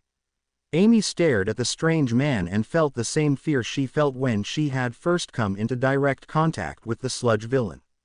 She felt her eyes widen even more when a whole group of people walked out of the purple mist, all carrying the same crazed look. Wait, is the training started already? I thought we were rescuing people, Kirishima asked, getting confused at the strange group of people. Izuku was about to take a step forward out of curiosity until Aizawa started shouting. Stay back, this is real, those are villains, he said, causing the students to look on at the massive army of villains with fear. Amy felt her heart stop beating once more as she stared into the eyes of the main villain. The strange hand mask on his face had caused her to shiver in fear. The fear inside her intensified once more when another large figure walked out of the mist. The strange beast had an empty smile plastered on its strange beak-like mouth. Amy cringed at the sight of its exposed brain. We thought we were going to be practicing saving other people's lives that day, but when they appeared, we realized we were the ones in danger. Amy narrated. Stay back, this is real, those are villains, Aizawa said, causing the students to look on at the massive army of villains with fear. Amy felt her heart stop beating once more as she stared into the eyes of the main villain. The strange hand mask on his face had caused her to shiver in fear. The fear inside her intensified once more when another large figure walked out of the mist. The strange beast had an empty smile plastered on its strange beak-like mouth. Amy cringed at the sight of its exposed brain. The villain with a hand mask raised its hand and put a stop to the large monster's advance. The action was noticed by the monster as it quickly stopped and stood still. The wall of purple mist with yellow eyes allowed more villains to come through its strange body before it closed and stood tall behind the monster and the main villain. The only real heroes I see are 13 and Eraserhead. Perplexing. According to the schedule we retrieved from UA, All Might should be here as well. The tall purple mist said, its piercing yellow eyes frightened nearly every student. So, you scumbags used the press as a cover and sneaked onto campus. Aizawa assumed, putting on his glasses. The students watched as all kinds of villains appeared out of the portal. Amy felt herself get more nervous as more and more villains appeared. The strangest of them all featured extra limbs or bizarre body types. Amy saw one villain had a Venus flytrap for a face and another villain had their face on their body while one villain looked like they were literally made of paper. Where is he? I went through the trouble of bringing so many friends who are eager to meet him. They want All Might, the great symbol of peace. I can't believe he's not here. Maybe if I kill a few kids he'll come out to play. The main villain said, causing Aizawa to raise his scarf into the defensive. Behind Aizawa and 13, the students heard the villain's words and flinched. Izuku and Amy stood next to each other and felt their skin get goosebumps. That day we learned what the pro heroes were really up against. The darkness they faced to keep us safe. We looked at these villains and pure evil stared back. Izuku narrated. What? Real villains? No way. Kirishima said in denial. How could so many of them get into a UA facility this secure? He asked, getting a few nods in agreement. Amy looked at Kirishima and agreed. She thought UA was impenetrable, but the fact the media got in and now actual villains caused her to quickly tear that thought out of her mind. Behind her, she heard footsteps approaching and watched as Yaoyorozu stood between her and Iida. Yeah, 13. Why aren't the alarms going off? Yaoyorozu asked, stepping forward between Amy and Iida. Good question. I'm not sure, 13 said, truthfully. She looked down at the army of villains and felt unsure how to proceed. She was not expecting to face real villains that day, much less an entire army. Within the students, Shoto Todoroki stared down at the army and brought up his own thoughts. Is the entire campus under attack or is this their only target? Either way, if the alarm sensors aren't being triggered, then one of these villains must have a quirk that's masking their presence here. They carefully chose this isolated facility as an entry point in a time where a class was being taught. They're fools for trespassing here. But they've thought this out. Whatever their plan, they must have a concrete objective in mind. But what is it? Todoroki said, thinking of the villains, reasoning for coming here. 13. Get them out of here and alert the main campus. Aizawa ordered, stepping up to the center of the staircase leading to the central plaza. He stared at the army and paid attention to what his student said and changed his mind. Actually, if they've got the ability to block our sensors, then they might be jamming our regular communications, too. Aizawa thought out loud, rethinking his planning. Kaminari, try using your quirk to contact the school. He ordered. Yes, sir, Kaminari replied, touching the device attached to his right ear. Izuku looked at Aizawa taking charge and felt concerned for the teacher's safety. From what he knew about Eraserhead, this was not the hero's element. Amy was also worried for her teacher. From what little she knew about his hero work from Izuku, Aizawa was an excellent close combat fighter in the night. But this fight was against an army with plenty of light to see him in. Amy didn't like the situation and gulped. Mr. Aizawa, what are you gonna do? You can't take on a whole army like that. There's too many of them. Amy asked, getting the same concerned looks from Yaoyorozu and Iida. Izuku nodded at his sister's words and spoke up. She's right. Even if you can nullify their quirks, your fighting style's not suited for this. Your power works best in stealth and one-on-one fights. That's not gonna help with a group. Izuku frowned, looking at the ground. Aizawa heard his student's concern and turned, slightly glancing at Izuku and Amy. You can't be a pro if you only have one trick, he said, causing Izuku to look up with a gasp. Aizawa clenched his fists and held onto his scarf. I'll leave it to you, 13. Aizawa said, before jumping off the stairs with enough force to bring him down several dozen steps instantly. The villains all looked at Aizawa and felt a rush of excitement fill them in. Some of their sadistic sides showed up with the smiles appearing on their faces. A large amount of them activated their quirks and stood ready to tear into the pro hero. But some of the villains within the group stared at Aizawa with a gulp. They recognized the pro-hero. Before they could warn the other members of the villain group, 3 of them took charge and prepared their quirks. One of the 3 villains smiled at the approaching hero and jiggled his fingers, feeling them click into place. The tips of his fingers were metallic and featured a noticeable hole in each finger. Shooting squad, take your aim, the villain shouted, activating his quirk.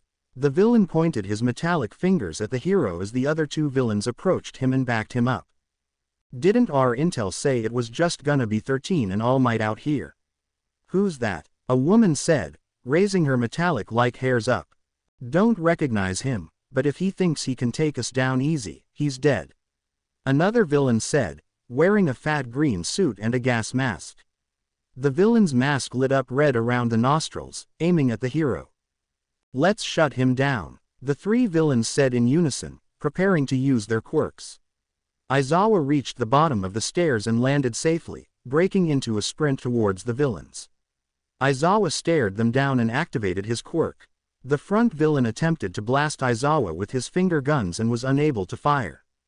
The woman next to him gasped when she felt her hair suddenly drop onto her face, obscuring her vision. The fatter villain felt his mask lose its heat and was confused. My quirk, the front villain said, realizing his guns weren't working. Where are my bullets? The fat villain whined. Before the 3 villains could react, they were caught in the grasp of Aizawa's scarf. Without wasting a second, Aizawa raised the 3 of them into the air with his scarf. The villains reacted by screaming in midair. Aizawa quickly constricted them and tied the villains up midair. He glared at the villains and forcefully brought his scarf down to the floor, pulling the villains closer to each other. The quick action caused the 3 villains to collide face first and immediately fall unconscious. Aizawa relaxed his grip and reeled his fabrics back into his scarf. The other villains looked on in shock at how quick Aizawa had taken down 3 villains and gulped. One of the villains scoffed and insulted the downed villains. Idiots. That's Eraserhead. The pro. He can cancel your quirks just by looking at you. The villain warned. The other villains surrounding Aizawa glared at him with an annoyed expression. Aizawa was going to give them a harder time than they'd hoped. Among the crowd of villains, a grayish-blue man with 4 arms stepped forward and approached Aizawa with intense hatred. Cancellation. Bet you can't erase the quirk of a heteromorphic type like me. The villain said, jumping up into the air, can't you? He said, lunging forward with his fists raised. Yeah, Aizawa replied, dodging the villain's 4 fists with ease, you're right. He said, punching the villain in the face. The impact caused the 4-limbed villain to fly back. He quickly spun around and grabbed onto his scarf, flinging it onto the villain's leg. But a villain like you is only dangerous if you ever reach me.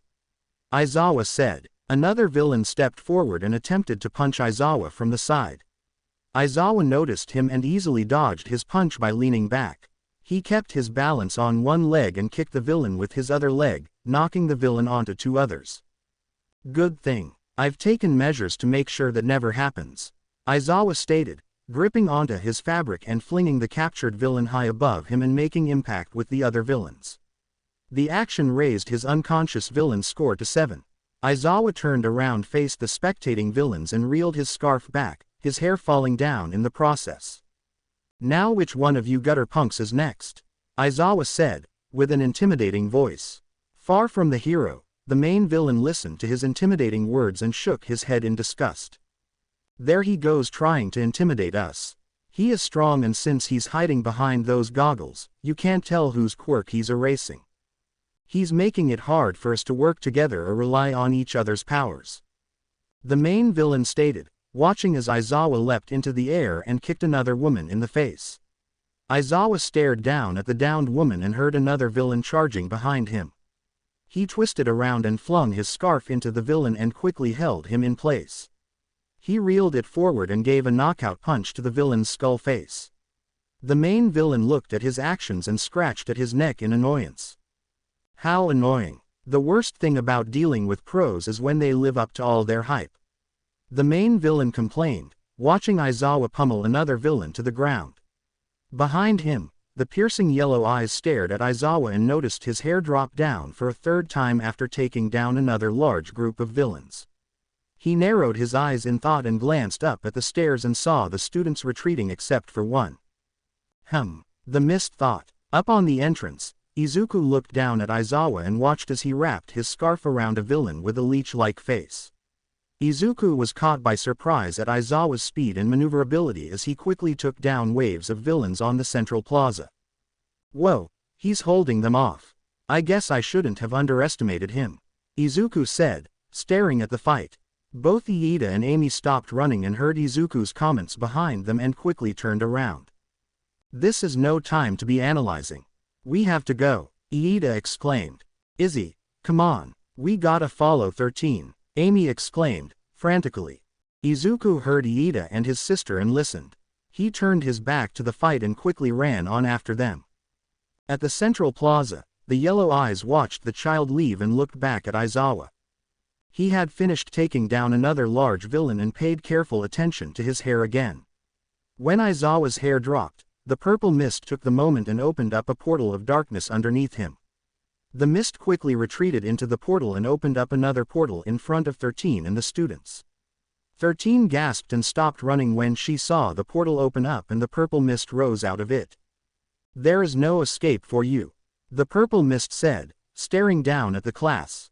Aizawa turned his head back up to the front entrance and groaned in frustration.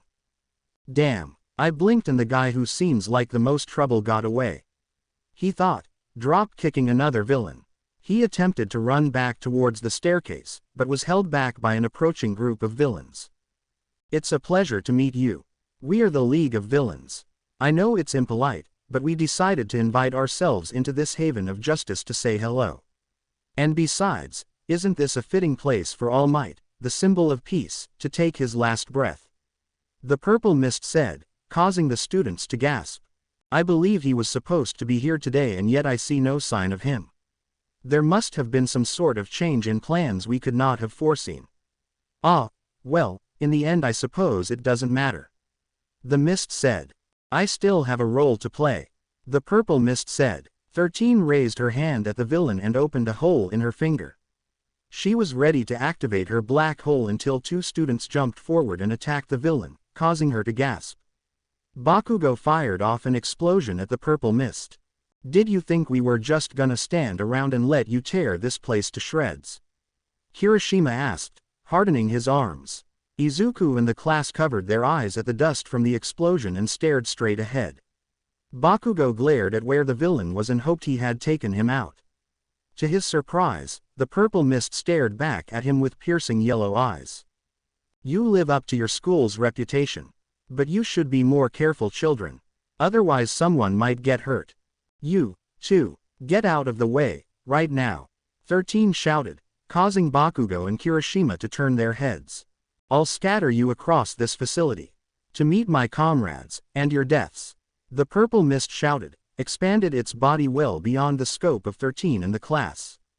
To the students' horror, they were enveloped in a dense purple mist that gave the students almost zero visibility. Crap, what is this? Kirishima asked, using his arms to shield his eyes. The class used their arms to shield themselves from the mist as it covered them in darkness. Bakugo and Kirishima covered their eyes and braced the harsh winds that the purple mist caused with its body. Before they could react, portals opened up underneath the two students. Both Kirishima and Bakugo looked down in surprise as they dropped through the portals and vanished in an instant. Amy flinched and grit her teeth, attempting to see through the mist. Her glasses on her costume helped protect her eyes from the strong winds. Though she could barely make out anything near her, she could see Bakugo and Kirishima's silhouettes vanish in the mist. She watched as both of them seemed to fall through something, an action that seemed impossible to her. Kachan, Kirishima, can you hear me? Amy shouted, trying to make sense of their disappearing act. Amy, Izuku said, grabbing onto Ami's shoulder, is that you? Amy felt her shoulder get touched and turned back to see Izuku struggling to see through the mist. Amy was just happy to see her brother despite the poor visibility. Izzy, it's me, are you okay? Amy asked. I'm fine, but what happened to Kachan and Kirishima? Izuku asked, hearing Ami's cries from earlier. She turned back and stared at where she last saw them and shook her head. I don't know. I can't see anything in here. Amy complained. It's so hard to see anything through this mist, Amy. I think we should find the others and stay close. Amy turned around and watched in horror as his body was suddenly lifted up into a dark swirling portal. She felt her pupils shrink in fear at the sight of her brother getting lifted into the strange portal. Amy gasped and quickly ran over to her brother. Izuku covered his eyes as he went face first through the portal, getting a glimpse at a new location. Izuku uncovered his arms and saw the large body of water below him and freaked out. He was shocked to see water and flailed his arms around in a panic. Amy shouted at Izuku through the mist and quickly jumped onto him. Through the portal, Izuku braced for the fall until he felt his legs get held down by something. When he realized he wasn't falling, he slowly composed himself and gained the ability to think again.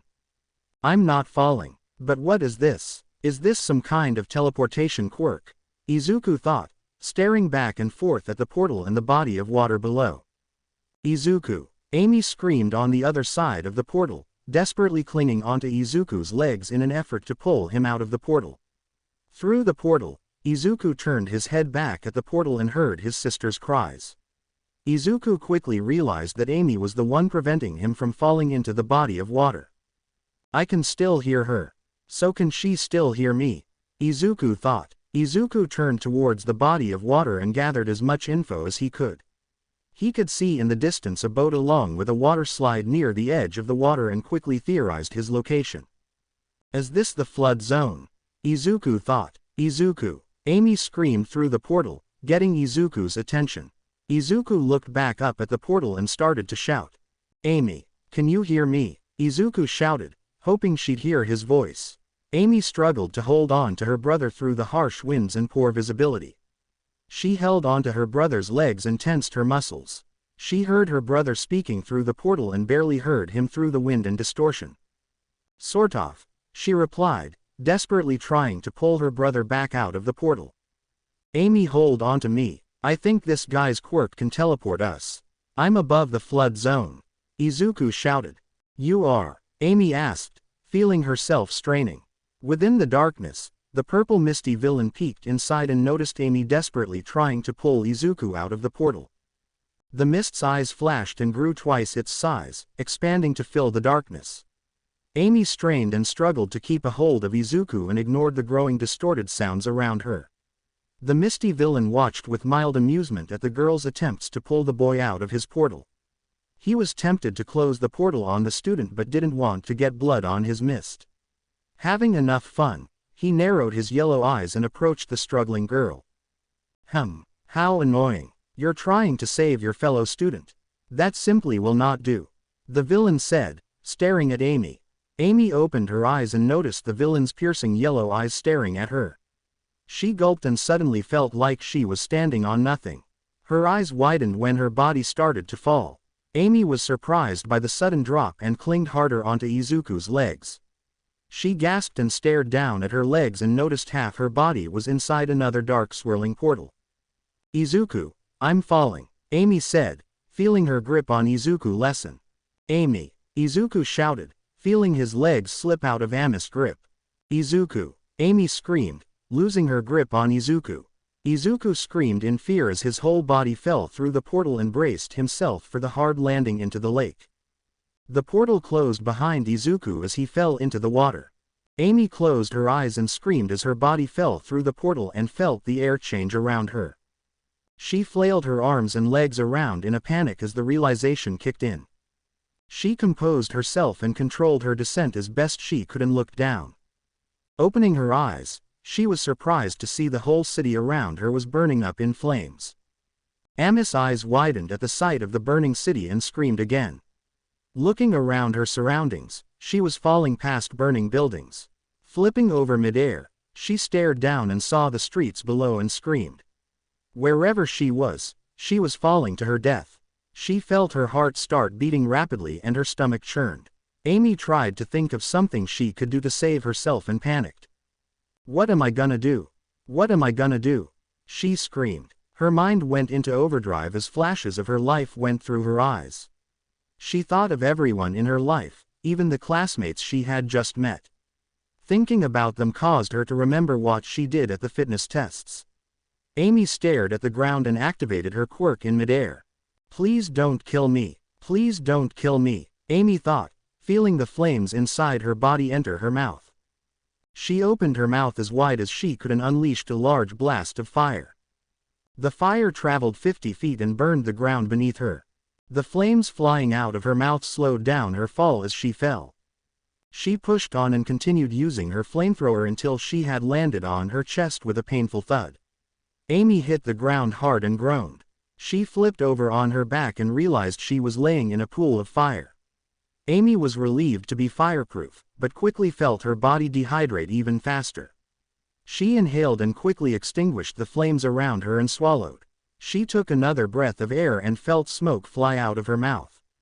Never again, Amy moaned, taking off her fire hat and letting her hair fly out. She was beyond exhausted as her adrenaline wore off. She brought a hand to her belt and pulled the canteen off. She hastily opened the canteen and brought it to her mouth. She engulfed a huge amount of water before letting air enter her lungs. She stopped drinking her canteen and panted heavily. She looked around her location and started to talk to herself in a tired voice. Okay, where am I? She asked between breaths. Amy looked around the burning city and noticed the entire city was encased inside a bigger building. Amy felt a sense of relief pass over her. She let out an exhaustive sigh and slowly stood up off the pavement. This whole city's inside a big building. Which means, I'm still in the USJ. This is the fire zone. She smiled, talking out loud. As she stood up, she wiped the dirt off her costume as best she could and made sure everything about her was intact.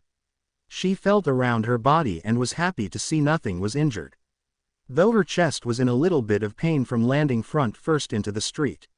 She rubbed her stomach and winced at the pain she felt inside.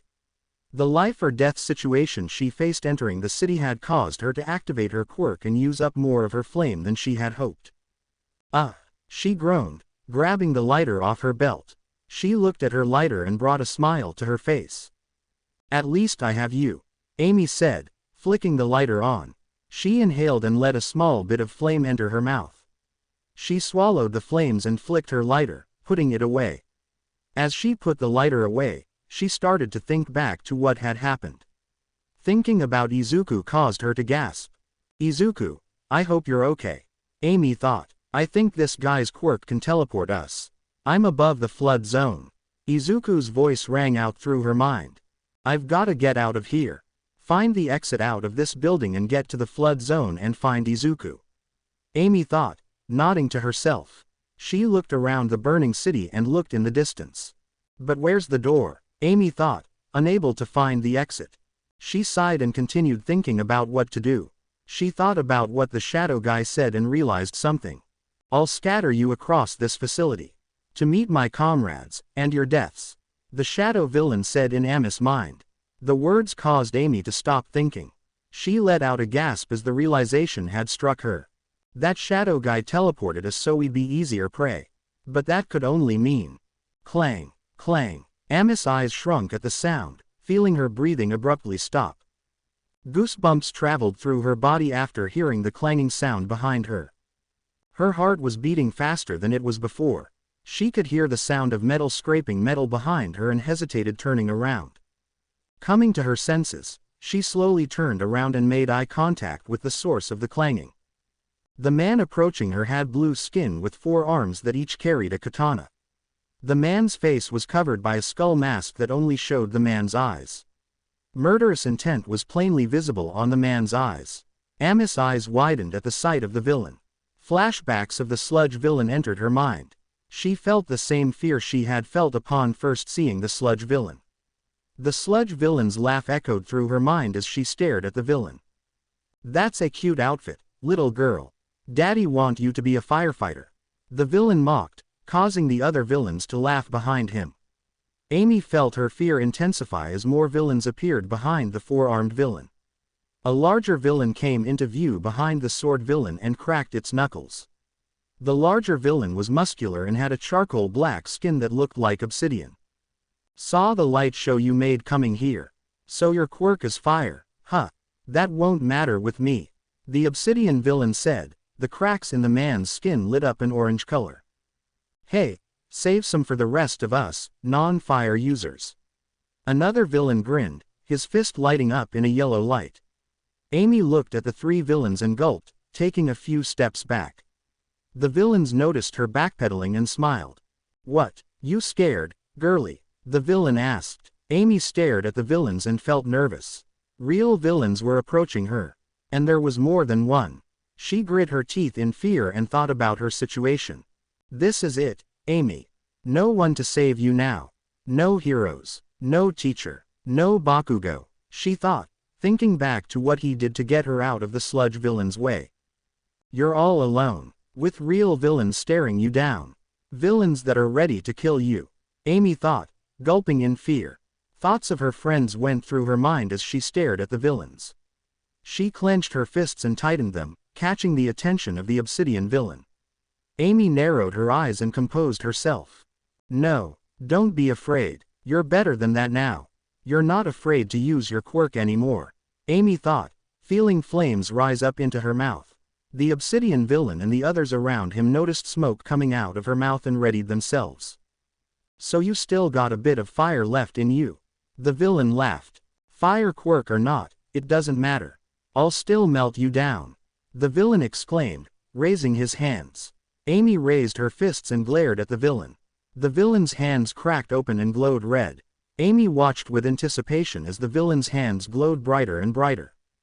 Whatever fire he throws at me, I'll eat it, Amy thought, feeling sure of herself. The villain laughed and fired off a splash of lava towards Amy. Amy looked at the approaching lava and grunted. In a split second, a thought had crossed her mind upon seeing the lava fly towards her. Wait, can I handle lava? Amy thought, about to open her mouth and inhale. Before she could, however, she saw a figure drop down from the sky in her peripheral vision. Before she could get a glance at the figure, Amy was suddenly picked up and carried off. The lava just barely missed her and the figure. The other villains were caught off guard by the figure and shared confused looks.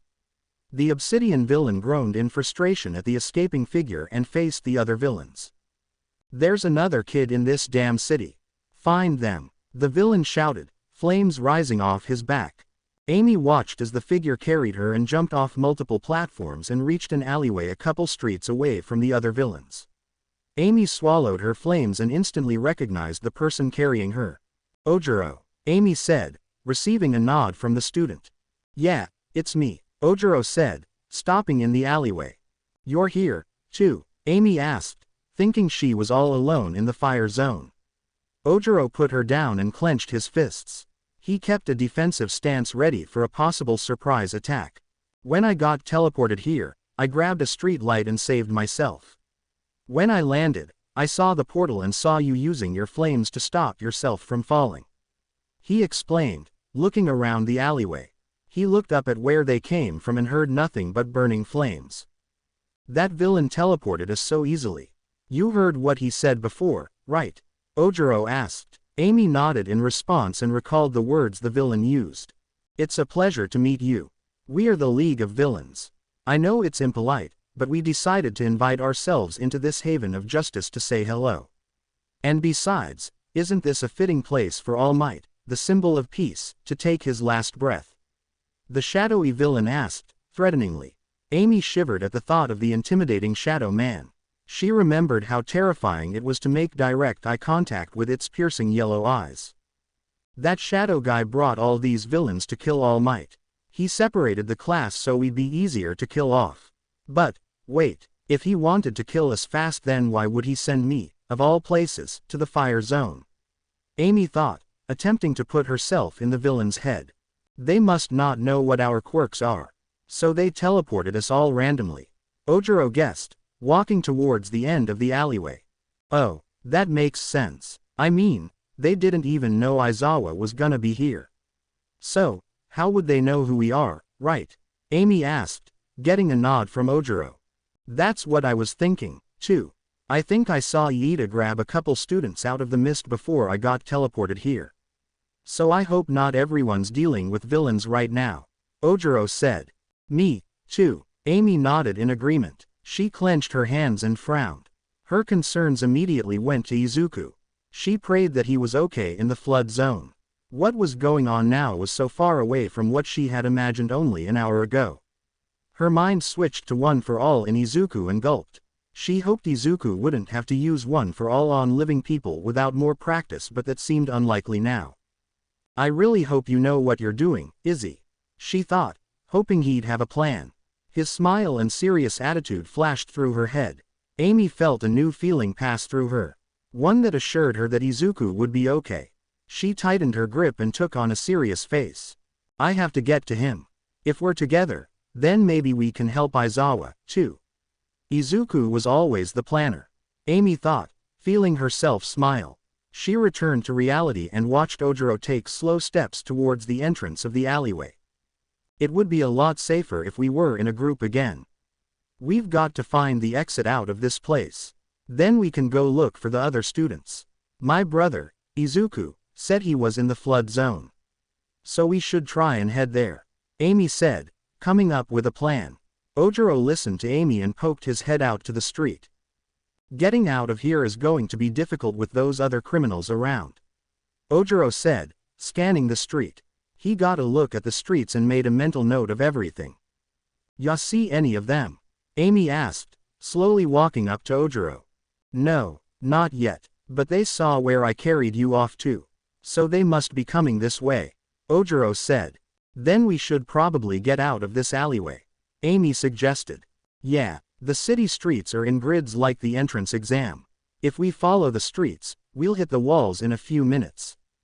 Boom. Both Amy and Ojiro turned around upon hearing the large boom and saw the end of the alleyway covered in lava. A massive hole formed on the side of the burning building exposed by the lava. The heat blast sent a gust of wind out and nearly pushed Ami's fire hat off her head. She quickly grabbed onto it and turned back to Ojiro. We should run, Amy said, getting a quick nod from Ojiro. The two of them started running and entered the open street. Inside the alleyway, the obsidian villain walked out of the massive hole and looked around the alleyway. He snarled at the empty alleyway and sprinted out of it. The obsidian villain entered the open street and scanned the burning city. He turned to the left and saw Amy and Ojiro running down the street and raised his arms.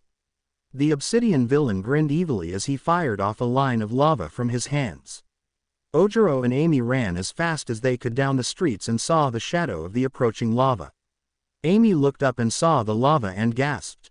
She instinctively grabbed Ojiro's arm and pushed him back. Look out, Amy yelled, pulling Ojiro back. Ojiro was surprised by the strength in the pull and nearly tripped to the ground. He brought his tail to the ground and easily maintained his balance. The lava fell onto the street only a foot in front of them. Both Amy and Ojiro gasped at the flowing lava burning the street and reeled back. They skidded away from the lava and turned around to see the obsidian villain approaching them with an evil smirk. Hee hee, nowhere to run now is there, stupid kids. The obsidian villain laughed. The villain smiled through his obsidian face and pounded his fists, igniting them in flames. Flames ignited off the villain's back as well as the cracks in his obsidian skin. Amy raised an eye at the sight of his skin and narrowed her eyes. Looking at his body caused Amy to think. Amy looked behind the obsidian villain for a split second and felt her stomach churn when she noticed the large number of villains amassing behind him. She gulped at the sight of them and tried to think of the obsidian villain. We're trapped. There's not much we can do but fight, Amy. Ojiro said, raising his fists. Ojiro, look, Amy said, causing Ojiro to look at Amy. What is it? That obsidian guy. Every time he fires lava out, his back lights up like a campfire and the cracks between his skin light up too. I think I get this guy's quirk. Back in junior high, I knew this couple that I used to hang out with all the time. His quirk made him turn his skin into rock, and the girl could light any part of her body on fire. Amy said, thinking about her old friends. I see, but what does that have to do with him? Ojiro asked, looking at the obsidian villain with a nervous face. I think his quirk is like a combination of both. Every time he fires lava at us his armor cracks more and more. I think the obsidian is only a shell and his real body is underneath it. If I can remove the fire underneath him, then his real body should be exposed. If I can get behind him, Maybe I can eat the flames right off him and extinguish him. Amy explained, raising her fists. Sounds good. Ojiro nodded in agreement. Right now, they know I breathe fire but they don't know about my flame collection. Until I can get behind that guy, I'm gonna have to keep it that way. Amy thought, activating her quirk. She glared at the villains and readied herself. She looked at the other villains behind the obsidian villain and noticed their equipment. She could see the villains were either carrying swords or using their quirks as weapons. Amy felt sweat drip down her forehead staring at them all. She then looked down at her belt and remembered her support items. She felt like hitting herself at the realization. She quickly dropped a hand down and removed the safety strap that covered the sharp end of the axe. The villains took a step forward and started to get annoyed. The hell are we waiting for? Let's kill them, the four-armed villain said, leaping into the air with all four of his swords creating an X shape. Amy removed the restraints from her axe and felt it hanging onto her belt by the holster alone. Seeing the villain leap up into the air, she glanced at Ojiro and noticed his lack of any weapons to defend himself with. Ojiro, grab my axe, Amy exclaimed, causing Ojiro to glance at her with a questionable look. What? Ojiro replied. My belt. Hurry, Amy shouted. Ojiro looked at Ami's belt and realized what she meant and raised his tail. He quickly grabbed onto the axe and pulled it out with only his tail.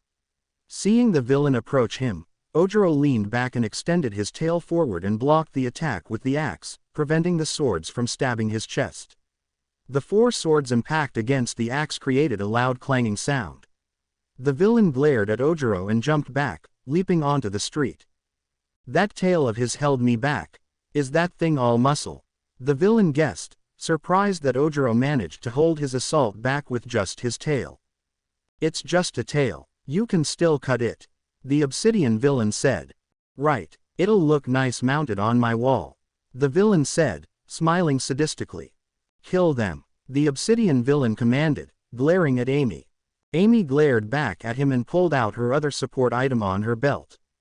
She was hoping she'd find a use for it in the rescue training, but now it was going to serve a different purpose. She grabbed the handle and pulled it off her belt. She looked at it and smiled. It was her whip. She felt the flames around her mouth and brought the whip up to her lips. She blew fire onto the whip and ignited it in flames, leaving no part of it uncovered. The villains all looked at the flaming whip and felt a small bit of concern for catching on fire. The obsidian villain looked at the whip and laughed. You kidding me, kid? That little flame whip won't hurt me. The obsidian villain laughed. I know, it was just to look cool, Amy said, striking the floor with her whip. The slashing sound it made caused some of the villains to flinch. You ready to do this, Amy? Ojiro asked, gripping the axe with his tail. This is what heroes do, right? Fight villains, Amy said, feeling her blood pump. Ojiro smiled at the answer and nodded. The villains dashed forward towards the students and raised their weapons at them. Amy felt her fear rise at the advancing villains, but she stood her ground. She looked at her empty hand and came up with an idea. She exhaled fire onto her hand and covered it in flames. She looked back up and saw a villain come running up to her with a sword. Reacting quickly, she used her whip and lashed the villain's hands, causing him to drop his sword. The villain winced in pain at the flaming whip and flinched back, holding onto his injured hand. Amy saw the opening and took her chance. Clenching her burning fist, she extended it forward and punched the villain in the face. The force of the punch combined with the fire on her hand made a devastating impact on the villain. The flaming punch left a noticeable red mark on the villain's face. Amy smiled at her accomplishment and felt her confidence rise. All her exercise and training under All Might was showing itself once more. The American Dream plan proved itself yet again.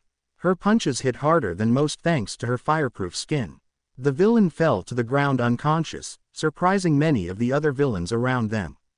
Amy glared at them all and lashed the air with her flaming whip. Hi Teacher Lounge. The number you have dialed is not in service or has been temporarily disconnected. Please check the number and then try again. Thank you, the phone said in a monotone voice. All Might clicked his phone off and put it on his lap. He sighed with a slightly annoyed voice and felt defeated. Can't get through to 13 or Aizawa. Then again they are teaching. Unlike me, I'm neglecting my duties because I spent the entire morning commute being heroic. An amateur move, what was I thinking? He thought out loud, mentally kicking himself. He felt the feeling of disappointment envelop him as he thought about what the students could be doing at the USJ. Especially the twins. Maybe I should just show up and say something inspiring at the end.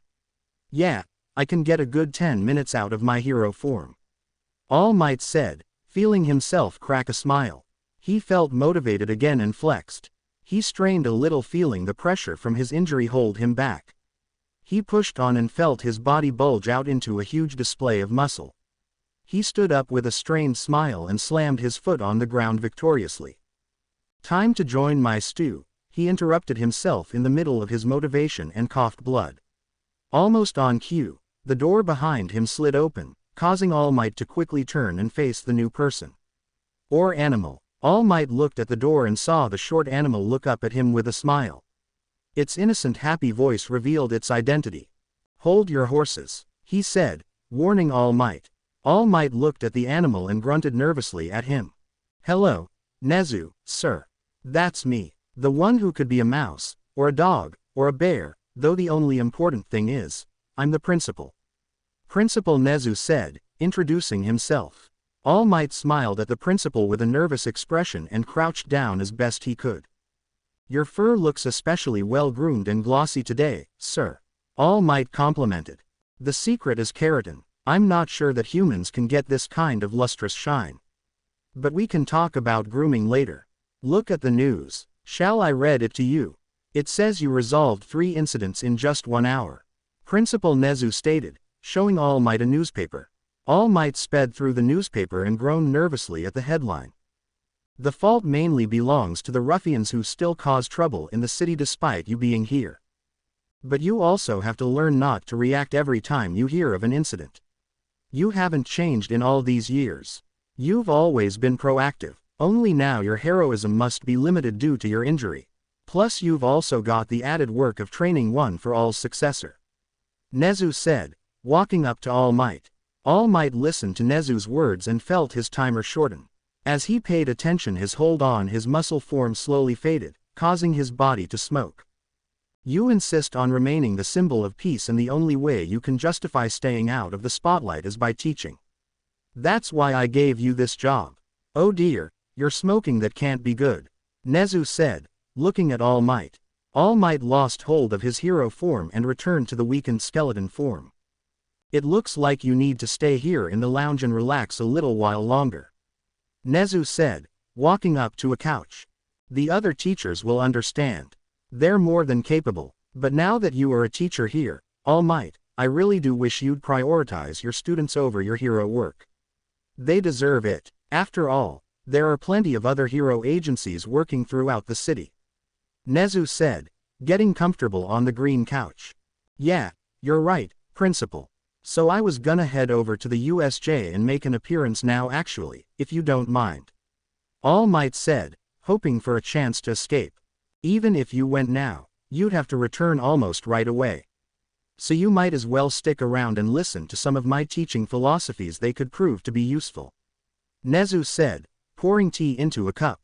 Great, this is turning into a lecture.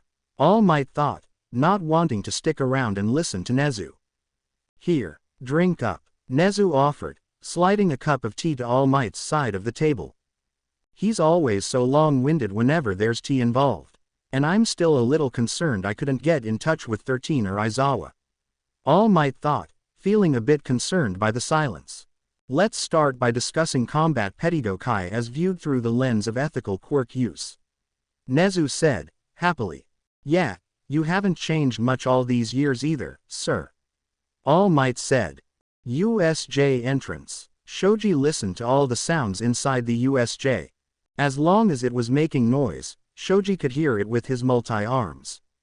He had stretched his arms as wide as he could and made eyes and ears out of his appendages.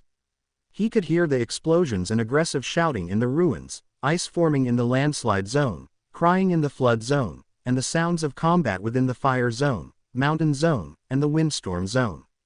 He could not make out the exact amount of combatants, but he could recognize the sounds of his classmates' quirks. Shoji. Got them. Anything. Where is everyone? They've been scattered across the facility, but our classmates are still here. Shoji said, giving a sigh of relief to several of his classmates. He could hear panicked shouts and multiple weapons colliding with each other in several different zones. The sounds were enough to make Shoji angry. But I can hear them fighting. Several of them are running away or fighting back against other villains. Shoji said, causing the students to worry again. The students stood behind 13 and stared at the shadowy villain that had teleported their fellow classmates. His menacing appearance unnerved even the pro-hero, 13. What do we do? The guy's not affected by physical attacks and can apparently teleport stuff. Zero asked, putting everything he had seen the villain do. 13 thought about their situation and knew the communications weren't working still. She had no choice but to think of another idea. She narrowed her eyes at the villain before turning towards Iida. Class Rep. 13 said, facing Iida. Yes. Iida replied, looking at 13. I have a job for you. Run to the school and tell the faculty what's going on here. 13 said, causing Iida's eyes to widen in surprise. The alarms aren't sounding, and our phones and radios are useless, right now. One of these villains must be to blame. Even though Eraserhead is canceling people's quirks left and right, we're still completely sealed off from the outside world. Likely whoever's causing this interference hit as soon as they warped into the USJ. They could be anywhere. Impossible to hunt down. It'll be faster for you to run and get help than for us to find whoever's jamming everything. 13 explained. Iida understood her logic but protested anyway. Yes, but it would be disgraceful for me to leave you all behind. Iida said, not wanting to abandon the class. Go. Emergency exit. There are lots of alarms outside. That's why they're keeping all of us trapped inside the USJ, right? Sato said, walking past Iida. He glared at the shadowy villain, who had raised its yellow eyes towards the frightened students, and raised his fists. As long as you can get outside, they won't follow. Blow this stupid mist away with those engine legs. Zero encouraged, backing up Sato. Use your quirk to save others. Be a real hero. 13 ordered. Iida listened to his classmates and still felt unsure about going through with the plan. I can help you out. Just like I did when I floated you in the cafeteria. Okay, no prob. Please, class rep, do it. Ochako encouraged him. Iida heard their words and intensified his stare. He put on a serious face and posed for running, activating the engines in his legs. Even if this is your only option, are you really foolish enough to strategize in front of your enemy? The shadowy villain said, expanding its misty body towards the students. It won't matter if you know what we're planning or not when I'm done with you. 13 shouted, opening a slit in her finger. The shadowy villain saw the slit open and knew what was coming, however, it was too late to react. 13 activated her quirk and created a vacuum that pulled on the shadowy villain's body. Black hole. 13 shouted. Fire zone. Amy fought with every bit of strength she had. Her efforts proved fruitful against several villains. She punched several villains in the gut or the face with her burning hand and knocked some down to the floor with her whip. She considered herself lucky she learned how to use a whip while training. But even with the whip training, she still missed several of the faster villains. Fortunately, Ojiro was with her and assisted with her battles, as did she with his. Amy punched another villain in the jaw and pushed him into another villain's path. Ojiro used the axe he had received from Amy and blocked multiple attempts to stab him with swords. Ojiro would use his martial arts skills and chop the villains down with his hands while distracted by his tail. The four-armed villain struck again and swung at Ojiro. Ojiro leaned back and narrowly avoided the four-armed assault and smacked the villain with his tail. Amy saw the four-armed villain in her peripheral vision and turned towards him. Ojiro jumped back as the villain made another attempt to stab him and started to get annoyed. You're fast, kid, I'll give you that. The villain complimented him. Thank you, Ojiro said, blocking another swing with the axe. You're such an annoyance even though all your quirk is a tail. The villain shouted, swinging his swords at a rapid pace. And all your quirk is having four arms. Ojiro fired back, dodging the villain's attacks. Ojiro swapped sides with the axe and aimed the blunt end of the axe towards one of the villain's knuckles. The blunt side of the axe made contact and created a loud popping sound with the villain's knuckles. The injury caused the villain to groan in pain, dropping one of his swords. "Damn it," the four-armed villain said, cringing at the pain in his upper left hand. While reacting to the injury, he left himself wide open to an attack which Amy promptly took. She had arrived just in time and whipped the villain's right hands. "Ah!" the villain cried out, feeling his right hands get burnt by the whip. The stinging sensation on the villain's right hands caused him to flinch and take a step back.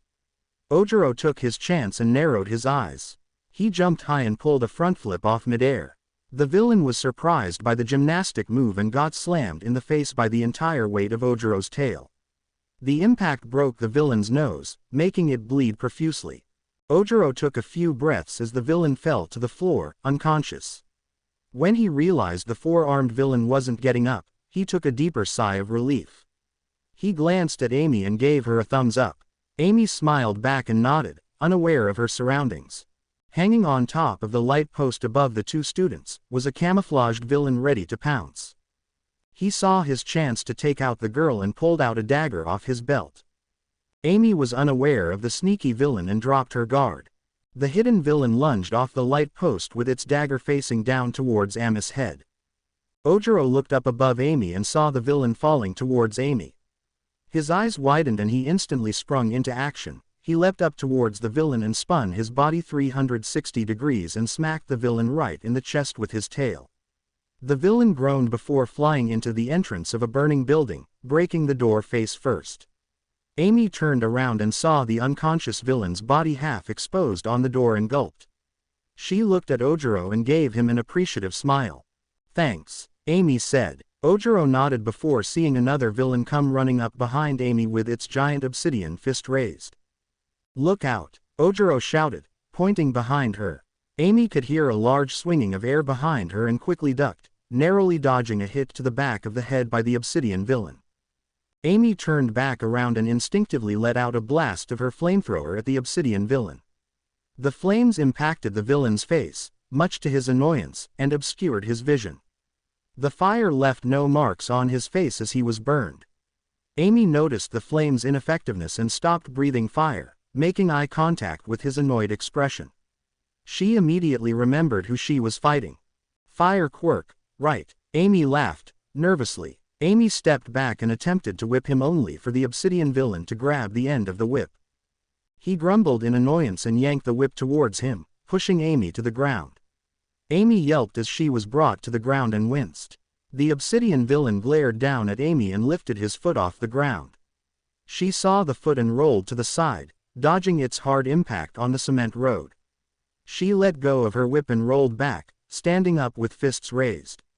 The obsidian villain held up the whip in his hand and looked at it with an amused smile. "I tell you what, kid. It's been fun watching you and that monkey over there kick the crap out of these idiots. So, I'll give you a deal." The obsidian villain smiled, acknowledging the student's actions. Amy stared at the obsidian villain with a confused face but kept her guard up. She narrowed her eyes and clenched her fists tightly. "What deal?" Amy asked, curious what the villain was offering. "You let me leave and I won't kill you," the obsidian villain offered, causing Amy to raise an eye. "You're kidding me, right?" Amy thought, shaking her head. "And why would I do that? Our quirks are the same. We cancel each other out. But your friend over there, he's not fireproof." The obsidian villain grinned. Ami's eyes widened at the villain, making him chuckle at the fear present in her eyes. "Don't let him get to you, Amy. I can handle myself," Ojiro said, punching a minor villain in the back of the head. "All it takes is one good shot and there'll be nothing left to bury, kid. I'm not like all these thugs you're beating up. I've got a record. You let me go and I won't kill you or your friend," the obsidian villain demanded. "And these thugs?" Amy asked, wanting to get more information out of him. "They listen to me. I call them off and they'll follow. All you have to do is accept and we'll be on our way," the obsidian villain said. Amy thought about the villain's offer and shook her head. There was no way she was going to accept that, even if it meant they would be safe. No, that's not going to happen. Even if I accept your deal, you'll just go and try to kill someone else. I'm not stupid, and I'm not gonna let you kill anyone. Amy glared, causing the villain to laugh. Ha ha ha. Oh, man, you wanna be the hero so bad. Then, fine, there's nothing more heroic than a hero's death. I'm going to enjoy killing you. The obsidian villain shouted with glee. He dropped Ami's whip on the ground beneath him and raised his arms again. Amy stared at the arms and analyzed him. This is my chance. If I can get behind him, I can eat the flames on his back and hopefully stop him. Amy thought. The villain roared and unleashed a blast of fire and lava out from his arms, charging towards Amy with fast speeds. Amy glared at the lava and ducked under the blast. The lava flew past her and ignited the building behind her in a fiery explosion. Ojiro shielded his eyes from the explosion and looked at the building. The four-armed villain that he had just taken out of commission was still stuck on the door of the destroyed building. Ojiro saw the lava seeping through the street floor and watched it ignite everything in its path. He quickly ran over to the building and pulled the villain's body off of the door. He swung the villain's body over his shoulder and leapt into the air. As he left, the lava reached the door and instantly set it on fire. Amy saw Ojiro's save and grunted. She looked back at the obsidian villain and angrily grit her teeth. He doesn't even care if his own teammates get burned by his lava. Amy thought, feeling the flames in her mouth get hotter. She gritted her teeth and swirled the flames inside her mouth until it all became one big flame. The obsidian villain fired another string of lava towards her in anger. Seeing the lava coming, she rolled to the right and dodged the lava. Not wasting a second, she fired her own projectile at the villain. She spit out a fireball from her mouth and watched it fly towards the villain. The obsidian villain saw the fireball but was too late to stop it. It hit him in the face and obscured his vision. Amy saw an opening and dashed forward, quickly grabbing her whip from under him. The villain wiped the fire off his face and growled. He had had enough of her attempts to burn him. You seriously think that would hurt me, kid? The obsidian villain yelled, looking around for the red heroine. I know, Amy said, jumping onto the villain's back. The obsidian villain felt the girl grab onto his neck and grew angry. He roared in anger and ignited into flame. Amy brought her whip and wrapped it around the villain's neck. She held onto her whip on both sides and brought her legs up onto his back. Her body leaned back and slowly climbed up the villain's back like she was scaling a mountain. The obsidian villain felt the whip tighten around his neck and grew angrier. He blew a fuse and ignited in flames. His obsidian shell cracked even more and exposed more fire in the cracks. Amy glanced down at his back and saw a hole in the center of his back begin to glow brightly. She narrowly avoided getting caught in the blast as fire erupted from the hole on his back. Amy looked at the hole and realized this was where the flames flew out after he used his quirk. Choking me, that won't work either, kid. I'll burn so hot it'll melt even you. The obsidian villain shouted out in anger. Off to the side, Ojiro had safely brought the four-armed villain out of the way of danger and dropped him. Before he knew it, even more villains approached him and attempted to cut his life short. He dodged swing after swing from a villain's sword and countered with a kick to the hip. While waiting for the next villain to charge at him, he felt the air change around him. He could feel the air turn dry and the sensation that he was standing by a large campfire gained his attention. Amy, Ojiro said in confusion. His eyes widened when he saw Amy climbing onto the back of the obsidian villain. Amy looked underneath her legs and saw the huge flames blast out of the hole. She gulped and continued climbing. You said it yourself, right? We cancel each other out. So you can't hurt me anyway. But that's not why I'm up here. Amy said. She held onto the villain with her whip and jumped. Using only the whip as her support, she swung herself up the villain's neck and landed her feet onto the obsidian villain's shoulders. We may work with fire, but you and I are not the same. Because I haven't shown you what my quirk really is. Amy shouted, opening her mouth wide. The obsidian villain heard her shout and grew confused. What? He asked, attempting to melt her with his body heat. Amy glared at the obsidian villain and started to inhale. The obsidian villain raised an eye at her action and felt a strange sensation on his back. Amy closed her eyes and felt a rush of fire fly into her mouth from the hole on the villain's back. The villain's eyes widened in shock as he felt his flames fly off of him. Ojiro and the other villains noticed the scene and stopped fighting, choosing instead to watch on with awe. All the villains around Ojiro were caught off guard seeing the obsidian villain panic like that. Amy felt the flames enter her mouth and could feel her temperature rising inside. She could feel the water inside her evaporate. The obsidian villain felt fear manifest inside him as he started to shake his body in an attempt to knock her off of him. She could feel the fire inside her get hotter and hotter as she continued inhaling. She wanted to stop, but her own willpower gave her strength to push even harder. Amy knew what consuming this much fire would do to her, but she held on. She had to put a stop to the villain. "No, get off of me," he shouted, desperately trying to release her hold on him. Amy held on to the villain and continued inhaling the flames on his body. "What is this? I thought her quirk was breathing fire, not pyrokinesis," the obsidian villain thought, feeling his flames exit his body. The villain looked at his body and saw his obsidian shell begin to flake off of him. His eyes widened in shock as he stared at his obsidian arm falling apart in front of him. The cracks between his obsidian skin widened as the fire holding him together exited his body. "The more fire I inhale, the bigger my range becomes. How much fire does this guy have?" Amy thought, attempting to inhale all the fire stored inside the villain's body. She was completely unaware that her flame-catching range had increased exponentially. From far away, Ojiro watched in awe as Amy inhaled the fire off the obsidian villain. His focus changed when he heard the fires around the burning building shift their direction towards the girl. He looked at the fire in confusion and watched as it suddenly flew off the ground and into Ami's mouth. Other villains gasped as the fires around them had also departed off the ground and flew towards the heroine. "Is this her quirk?" Ojiro asked himself. He then heard rumbling beside him and looked up at the buildings. To his shock, the fires that had been burning the buildings all throughout the fire zone were all flying towards Amy. Ojiro saw fires fly off of every floor in every building around Amy and felt his legs wobble. Even the villains were shocked by the girl's power as the radius grew bigger and bigger. The obsidian villain looked on in terror as all the flames in his body disappeared as well as the flames on every building around them.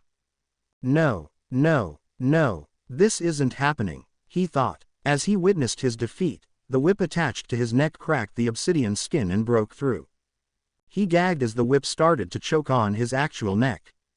Amy didn't notice his choking and kept inhaling the fire. While doing so, she started to notice the flames she was inhaling weren't as hot as before and opened her eyes. She looked around and scanned her surroundings and felt her eyes shrink. She could see flames from hundreds of buildings inside the fire zone breaking off and coming towards her. She could barely see through the fire she was inhaling into her mouth and noticed her whip had broken through the villain's armor. "I'm inhaling the fire off the buildings around me. That obsidian villain had enough fire inside him to increase my range this much," Amy thought, slightly relaxing her grip on the whip. She felt an uncomfortable amount of heat coming off her mouth and body that she didn't even know was possible. She quickly realized that her whole body was engulfed in fire. A fact she knew could only mean that she was inhaling more flames than she could hold. "I have to stop," Amy thought, forcing her mouth to close. She closed her mouth and immediately regretted her decision as the intense flames inside her started to upset her. She had inhaled too much fire. So much fire that she couldn't possibly contain it all in her stomach. Before she could act, the obsidian villain broke to pieces. She yelped with her mouth closed and hit the floor on her back. Ojiro saw Amy hit the floor and quickly rushed over to her. The obsidian villain fell to his knees and watched the obsidian fall off his arms. He looked at his arms and watched as his human skin revealed itself to him. He looked at them with shock and tried to ignite them again, only for nothing to come out.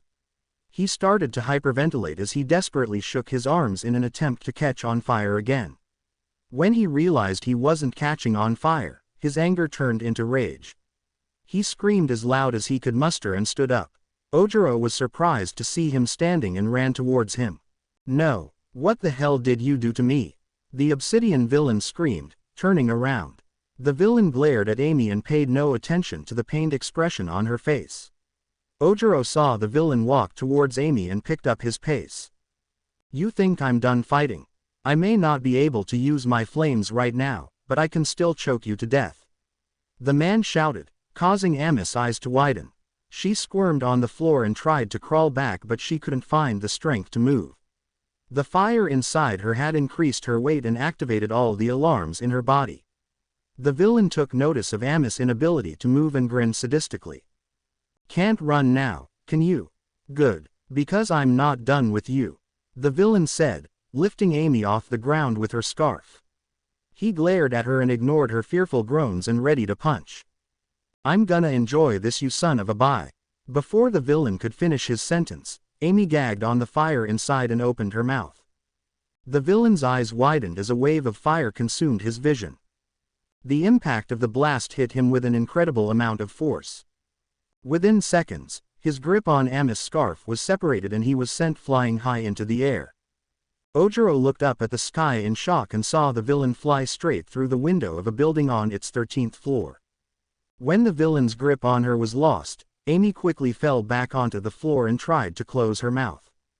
She felt the fire swirl around her throat and push through her teeth as it forcefully opened her mouth. She struggled to get herself off the ground and felt the flames enter her nose. Fire escaped through her nose and prevented her from breathing. She felt her face change shades as the realization that she was unable to breathe hit her. She opened her eyes and stared at all the villains staring back at her with shock. She gave them a scared look that warned them of the coming danger. They didn't understand the look and attempted to engage her. She gave in and gasped for air, expelling another large blast of fire. The fire traveled fast and quickly enveloped the entire street as it charged towards the crowd. Ojiro's eyes widened seeing the massive wall of fire coming right towards him and quickly reacted. He dropped his tail onto the ground and squeezed his weight on his tail. Getting enough pressure, he flicked his tail and launched himself high into the air using his tail as a spring. He looked down in shock and watched the massive wall of fire pass under him and make contact with the other villains, knocking them all back 100 feet from where they stood. Amy temporarily stopped breathing fire and saw what she did. All the villains left standing were knocked unconscious by the massive blast. She couldn't believe how much power her flamethrower had gained from inhaling the obsidian villain along with accidentally inhaling all the fire in the fire zone. Amy felt her stomach rumbling and felt an intense burning sensation enter her mouth.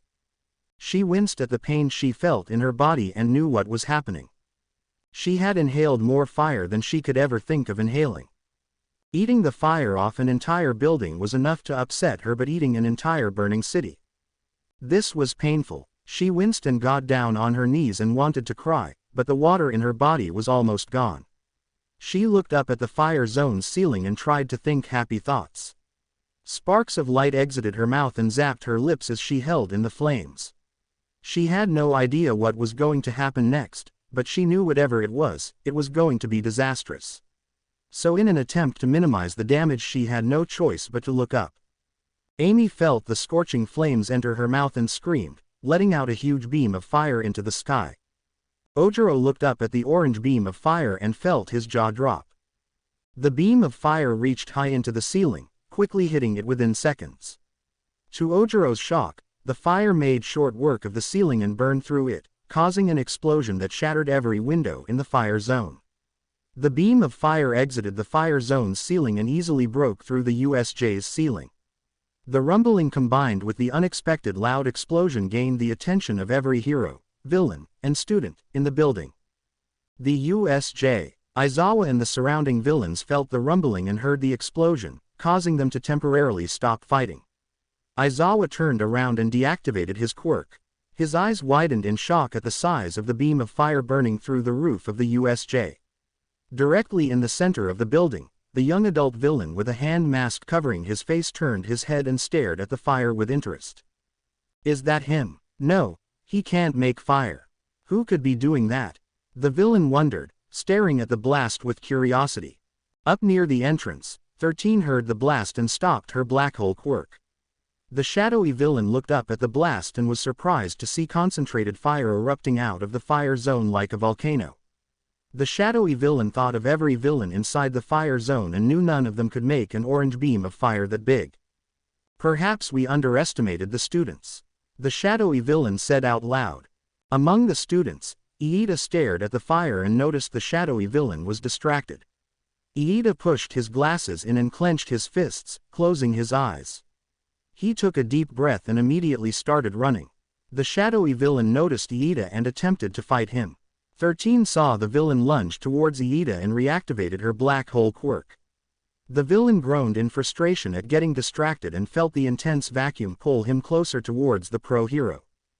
Away from the central plaza, the rumbling got the attention of the students and villains in multiple zones.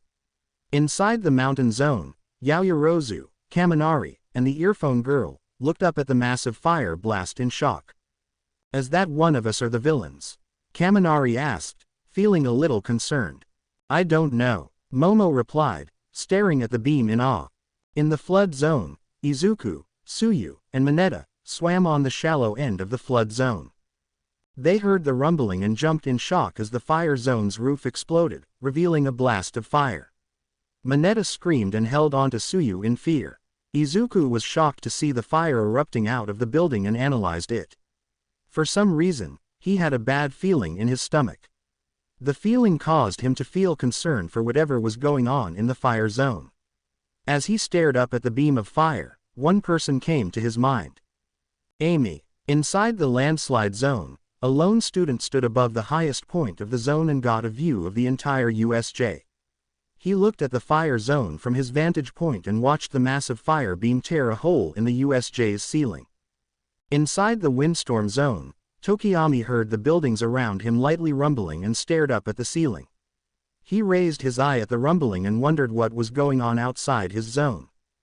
Inside the fire zone, Ojiro shielded his eyes with his arm.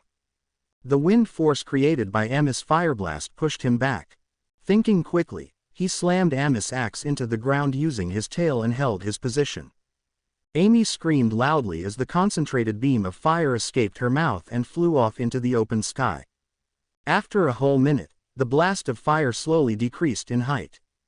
The beam slowly lost its concentration and turned into Ami's flamethrower.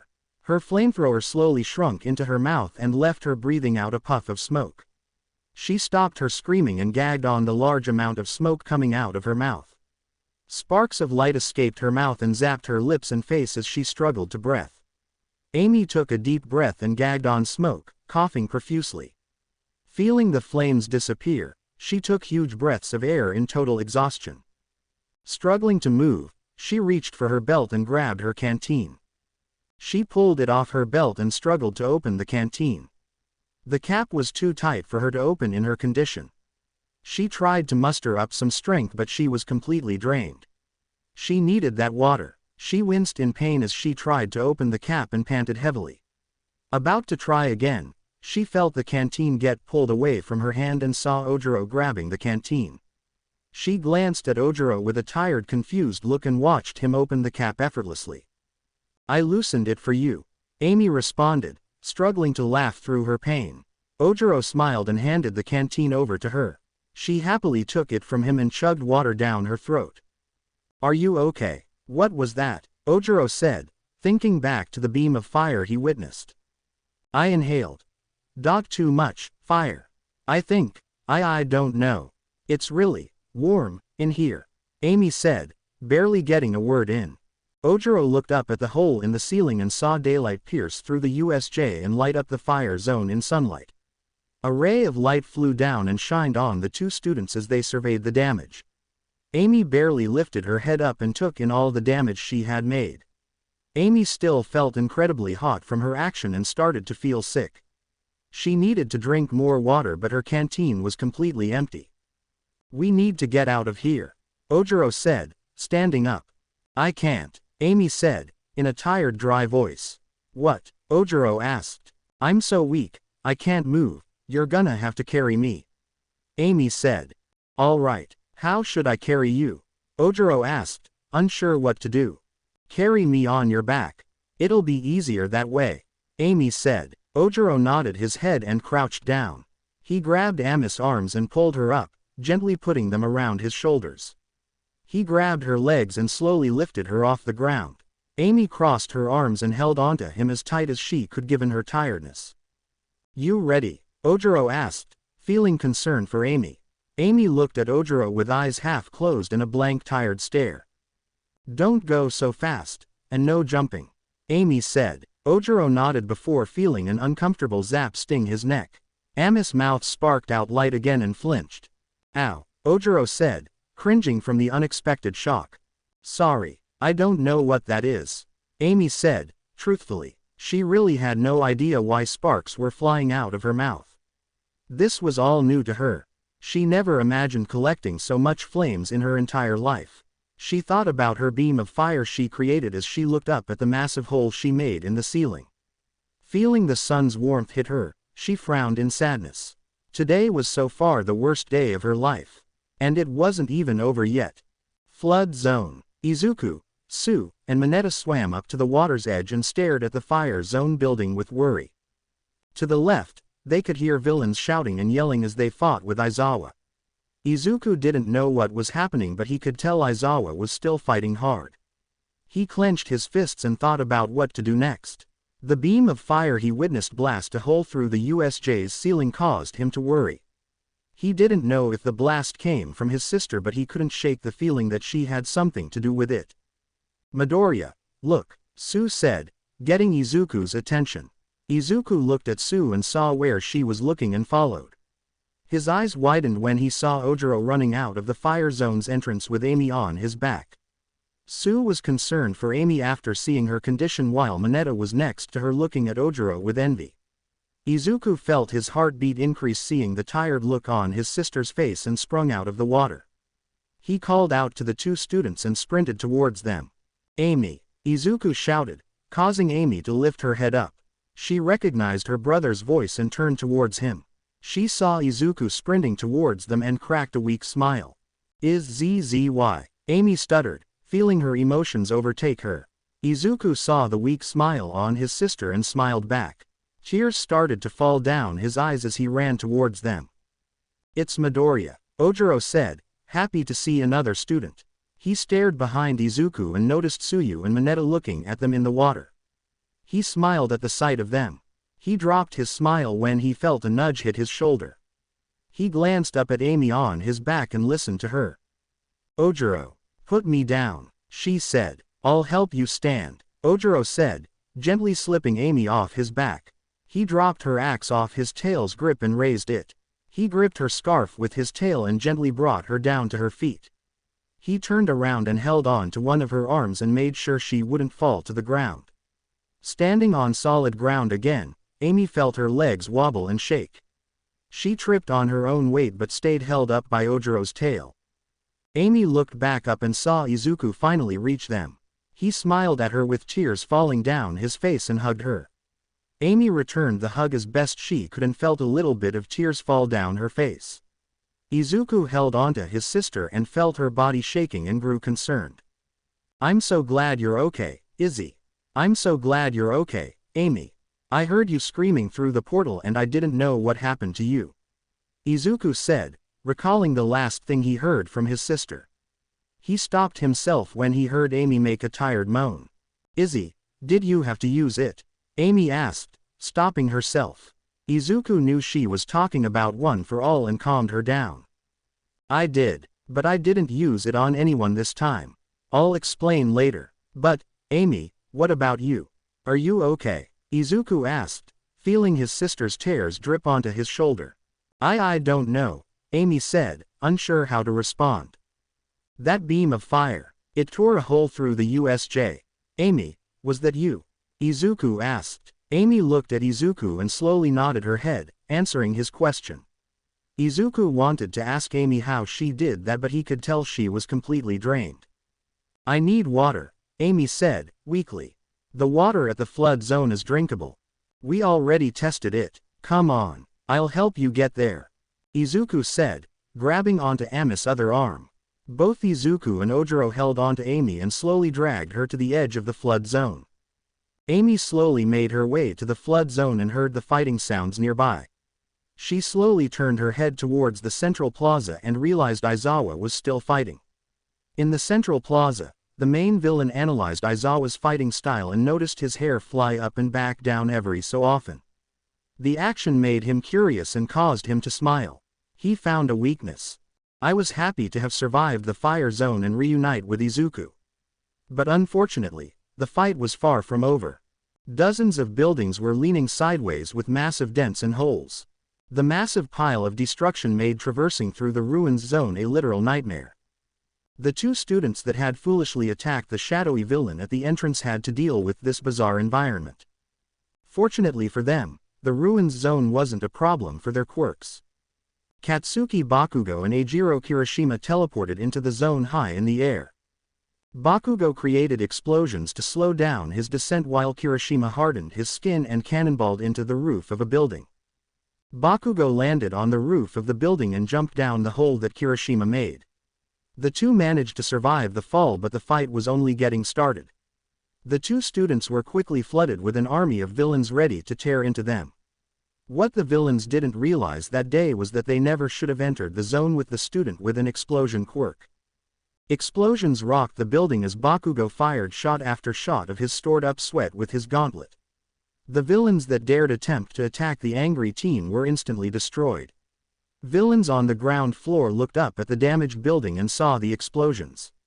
They saw a number of villains fly out of the building in the explosions. The sight caused many to just stay on the ground floor and hide. The other villains that didn't want to deal with the exploding boy dealt with an equally tough opponent. Kirishima's hardened skin proved itself to be durable against a whole set of weapons that stabbed his skin. Kirishima used his arms as weapons and brought hard-hitting chops on villains' weapons and armor, breaking them easily. One kick or punch was enough to knock the villains down. Bakugo defeated dozens of villains with his explosions while Kirishima took down the ones left standing. To the small-time villains, the sight of the two students was comparable to the unstoppable force and the immovable object. Except instead of fighting each other they teamed up and conquered the planet. The small-time villains were easily taken care of in the struggle, leaving just the slightly more experienced villains left. But even with their experience, the two proved too much to handle. Bakugo glared at the two villains that charged towards him and jumped at them. He raised his hand up high and activated his quirk. "Say goodbye," Bakugo shouted, dropping his hand to the floor. His quirk activated and bombed the floor, sending the two villains flying into the wall. The force of the impact left craters as the villains slid to the floor, unconscious. Kirishima used his arm as a sword and blocked a swing from a villain's sword. The villain's sword proved to be the weaker weapon and broke in half from Kirishima's chops. The villain was shocked to see his sword was so ineffective against the teen's hardened skin. He took a step back and mumbled in fear before getting hit with another chop to the chest. The hit from Kirishima managed to break through the villain's golden armor and knocked him unconscious. The two students took deep breaths as their fights had ended. Bakugo stared down at the two unconscious villains on his side and caught his breath. Kirishima checked to see if his villain was unconscious and relaxed. "I think that's the last of these guys. Bunch of weaklings," Bakugo said, dropping his guard. "All right, let's hurry and find the rest of our class. If we're both still in the USJ, then everyone else probably is too.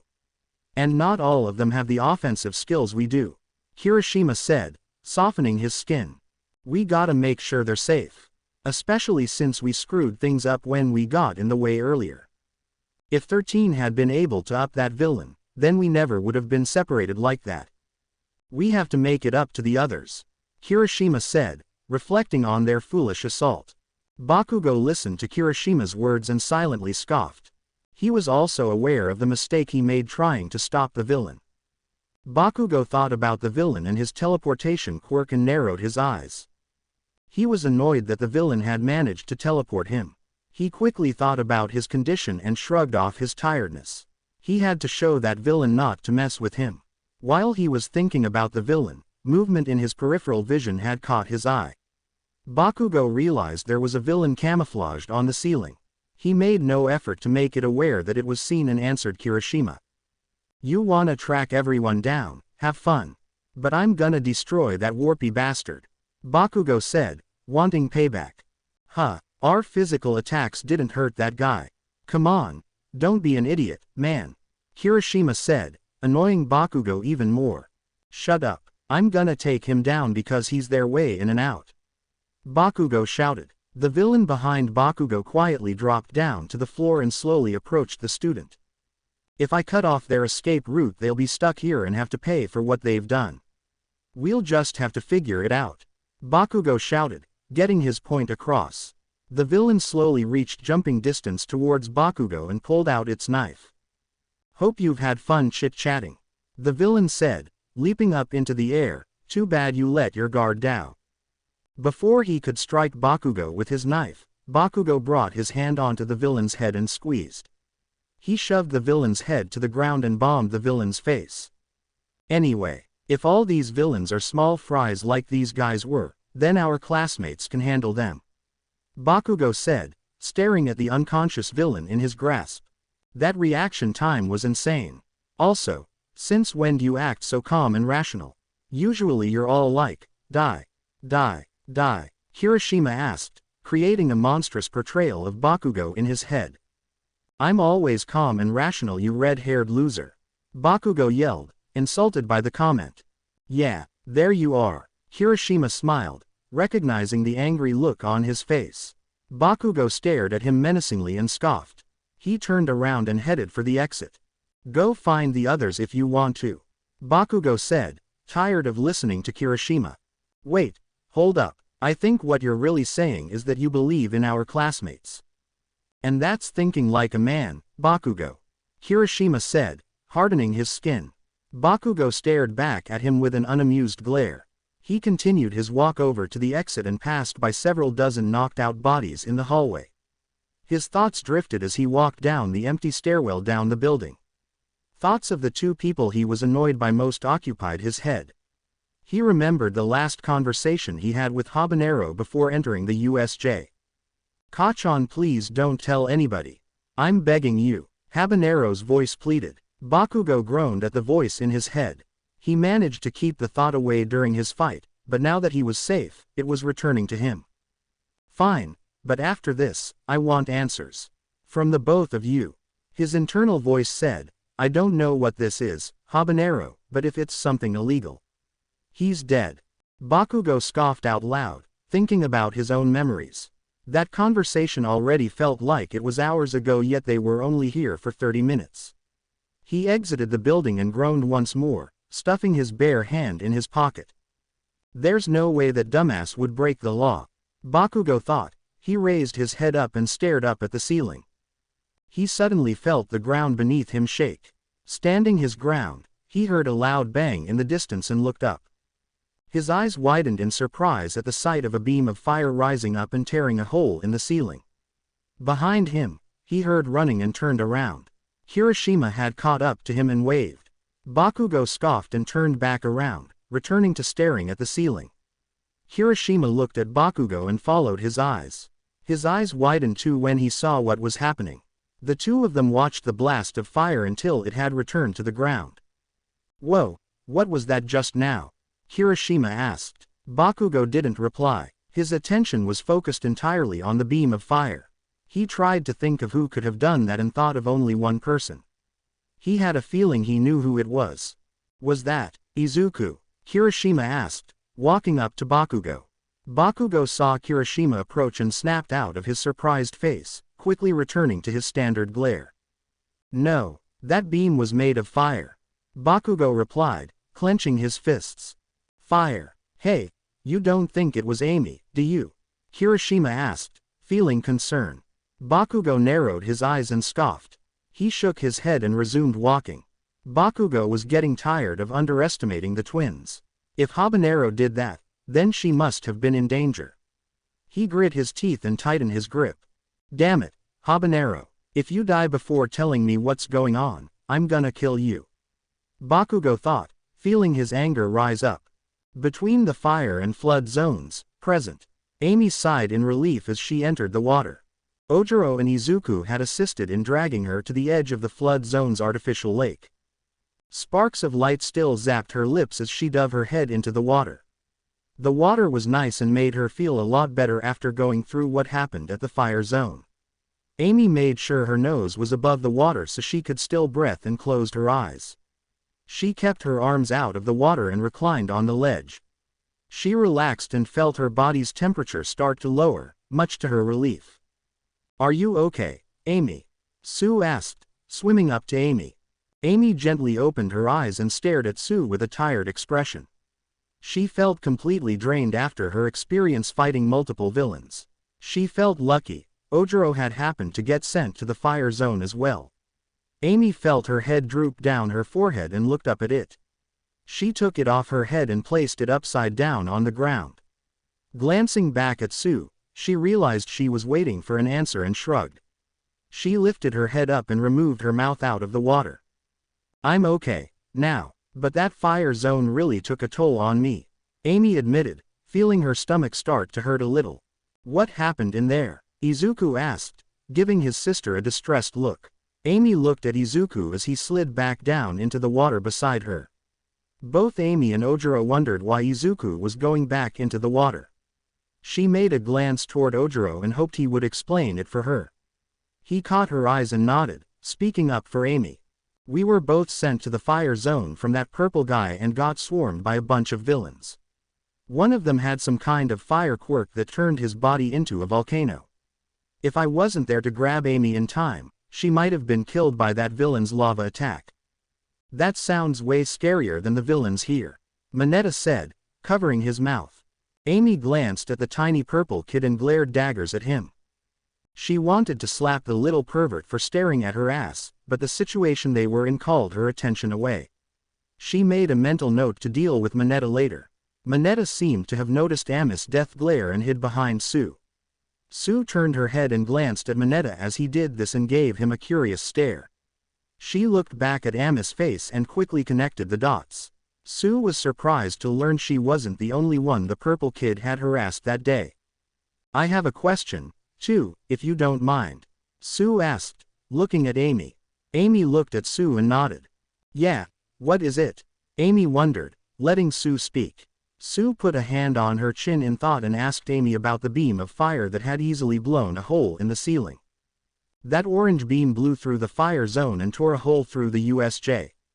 Was that you?" Sue asked, curiously. Amy looked at Sue with an unsure expression and nodded, sighing again. She didn't know what else to say to that than the truth. Izuku had already been told it was Amy who fired that blast, but to hear it again from her was weird. Izuku had never imagined Amy was capable of using her quirk to that extreme. Under normal circumstances, he'd be asking questions left and right. "I climbed onto that obsidian villain's body and inhaled the fire stored inside him. Only thing surprising about that was that I underestimated how much fire was stored inside his body," Amy answered, recalling what it felt like inhaling all that fire. Amy had never felt temperatures like that in her mouth before. The stinging sensation it caused her still somewhat remained on her tongue.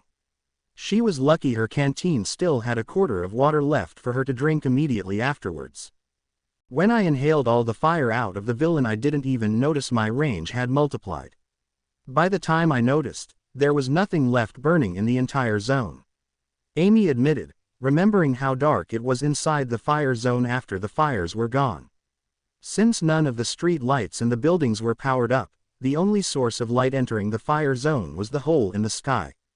"My best guess about that beam is that the villain's fire combined with the zone's fire was enough to power my flamethrower into a concentrated blast like that.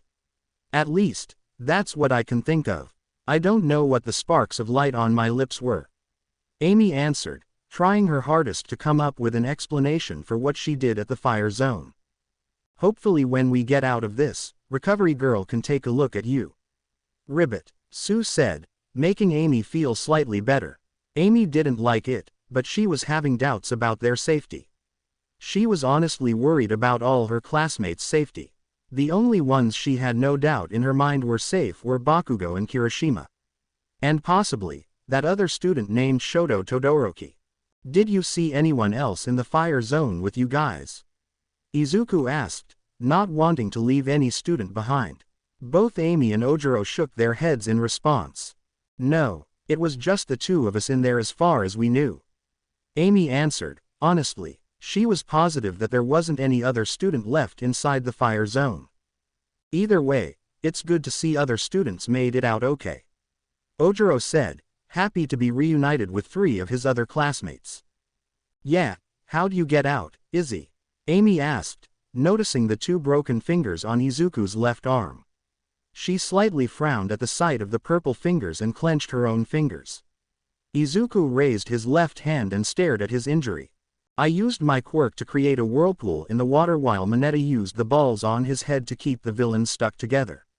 But we never would have made it if Asui didn't use her tongue to pull me and Mineta onto the boat. Izuku said, realizing his mistake. I told you to call me Sue. Sue said, correcting Izuku. Izuku gave Sue an embarrassed look and covered his mouth. Right, sorry, he apologized, nervously. Amy cracked a smile at Izuku's awkwardness and started thinking about the other students again. Well, there's 5 of us here. That's still 16 of our classmates left scattered around this facility. Who should we go find now? Amy asked, looking at Izuku. Izuku's eyes slightly widened at her comment and looked away a little. Sue frowned slightly and looked at Izuku while Mineta had a scared look on his face. Both Amy and Ojiro were confused by their looks on their faces and gave them questionable stares. You were gonna find the other classmates first, right? Amy asked, raising her eye at Izuku. Izuku hid his face to avoid her eye and slowly replied. Actually, I already suggested we help Mr. Aizawa out against the villains. Izuku said, slightly stuttering out his sentence. Ojiro made a slight frown in disbelief while Amy had a shocked expression. Quote. Amy said nothing and looked at Izuku with an incredulous stare. The look on her sister's face caused Izuku to squirm and fold his fingers. Sue stared at Amy and Izuku unsure of what to do. Out of all of them, Mineta was the one to break the awkward silence between the 5 of them. I wanted to hide, Mineta said, raising his hand up. Amy gulped and swam over to Izuku in quick succession. Her stamina had slightly recovered and given her enough strength to move on her own again. She quickly grabbed hold of her brother's shoulders and shook him around. Izuku, are you crazy? You can't help Mr. Aizawa. You already broke 2 of your fingers. What's Mr. Aizawa gonna do if he has to deal with the villains and protect you in case you break your arms? Amy protested, disagreeing with Izuku's idea. She had thought about helping Mr. Aizawa with Izuku as well, but that was before what happened at the fire zone. Wait, I don't want to get in the way. I just thought maybe we could stay on the sidelines and pick off a few in the back. Lighten his load a little, you know. Izuku said, hoping to ease Ami's worries. Amy stopped shaking her brother around and looked at his eyes. She stared into them and saw that frightened look in his eyes that she knew very well. But within that fear was a determined look that Amy couldn't ignore. You're serious, aren't you? Amy asked, receiving a nod from Izuku. I know it sounds crazy, but think about it. Mr. Aizawa can only hold out so long against a whole group of villains. I'm just as worried about the other classmates as you are, but if we help Mr. Aizawa then we can easily retake the USJ. Izuku said, feeling his nervousness disappear. Amy looked at his serious expression and sighed, letting go of his shoulders. All right, maybe you're right. Fine, but first, we watch. If he needs our help, then we'll help. But we should look for more of our classmates. Amy said, getting a nod from Ojiro. I agree, that's why I think I should go. Ojiro said, getting his friend's attention. But we stand more of a chance if we work together. Izuku said. Ojiro nodded and raised his hands up. Don't get me wrong, guys. I agree with you both. That's why I'm gonna find the others and bring them back here. Judging by these guys' skills in combat, they don't seem that tough to deal with. But the other students might not have the advantage that we had. So while you guys watch the villains here, I'll sneak by and help anyone who got teleported in that building over there. Ojiro said, pointing his finger across the lake. The 4 followed where his hand was pointing and stared at the building closest to the entrance. The windstorm zone, Amy asked, looking back at Ojiro. Yeah, I'm gonna head there now and help out whoever's in there. Hopefully it won't take very long. Ojiro said, getting nods from the 4 students in the water. I see. More numbers increases our chances at taking back the USJ. Okay, we'll watch the villains and make sure they don't see you sneaking by. Izuku agreed, nodding his head. He looked at Ojiro and showed his support with a thumbs up. Let's do this, Izuku said, giving the students hope. Landslide Zone. Inside the landslide zone, the villains had no idea who they were going up against. Upon entering the zone, they were immediately met with extreme resistance. A path of ice formed towards the group of villains and quickly trapped their bodies in ice. One of the villains, a gray-skinned man with a scar on his right eye, was completely shocked by the students' control of the ice. He and his fellow villains were caught off guard by the display of power. Regret started to form in several of the villains' minds as the ice-cold temperatures caused them to shiver. The gray villain's teeth jittered as he stared up ahead at the approaching student. He stared at the student and noticed his eyes were two different colors and he was carrying a burn mark on the left side of his face. So the plan was to scatter us and then kill us? Todoroki asked, staring at the villains without the slightest bit of empathy. He scoffed at their sloppy attempt to kill him and scolded them. You were woefully unprepared. In fact, it looks to me as though you've had no training. You haven't the slightest idea how to use your quirks, Todoroki said. The villains looked at Todoroki with wide eyes. They couldn't believe how easily they were taken out by the team. This power. He froze as the instant we warped here. The gray villain said in shock. He's not a kid, he's a monster. A pink-skinned villain stated. So cold, a lion villain said, shivering in the ice. Todoroki walked past the frozen villains and thought back what he had heard the main villain say upon entering the USJ. Where is he? I went through the trouble of bringing so many friends who are eager to meet him. The masked villain asked. The sentence he had overheard caused him to think about the situation. How did they plan to kill All Might? At first, I thought they gathered a force of elite criminals who could simply overpower him. Rah! A villain shouted, lunging towards Todoroki with a large machete. Todoroki put his foot on the ground and created a path of ice that quickly enveloped the machete-wielding villain. He heard a swing of air from behind and quickly turned around. He saw a spear coming right towards him and grabbed it. He put his hand on the spear and instantly froze the spear along with the villain. He said nothing as he stared into the spear villain with cold eyes. He effortlessly snapped the frozen spear in half, causing the frozen villain to fall to the ground. But that can't possibly be their master plan. Most of these villains are low-level thugs. Just pawns. From what I can tell, there are only 4 or 5 truly dangerous people here. If that's the case, then what we need right now is more information. Todoroki thought, turning his cold stare towards the formerly machete-wielding villain. Listen well, if you stay frozen, your cells will slowly die as your body succumbs to frostbite and hypothermia. Todoroki announced, raising his voice. Luckily for you, I want to be a hero. Todoroki said, stepping on his ice, so I'd like to avoid any unnecessary cruelty. Todoroki approached the villain and saw the fear in his eyes.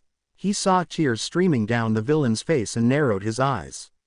Raising his hand towards the villain's face, he activated his quirk and let out a gust of frozen air. The action caused the villain to get scared even more.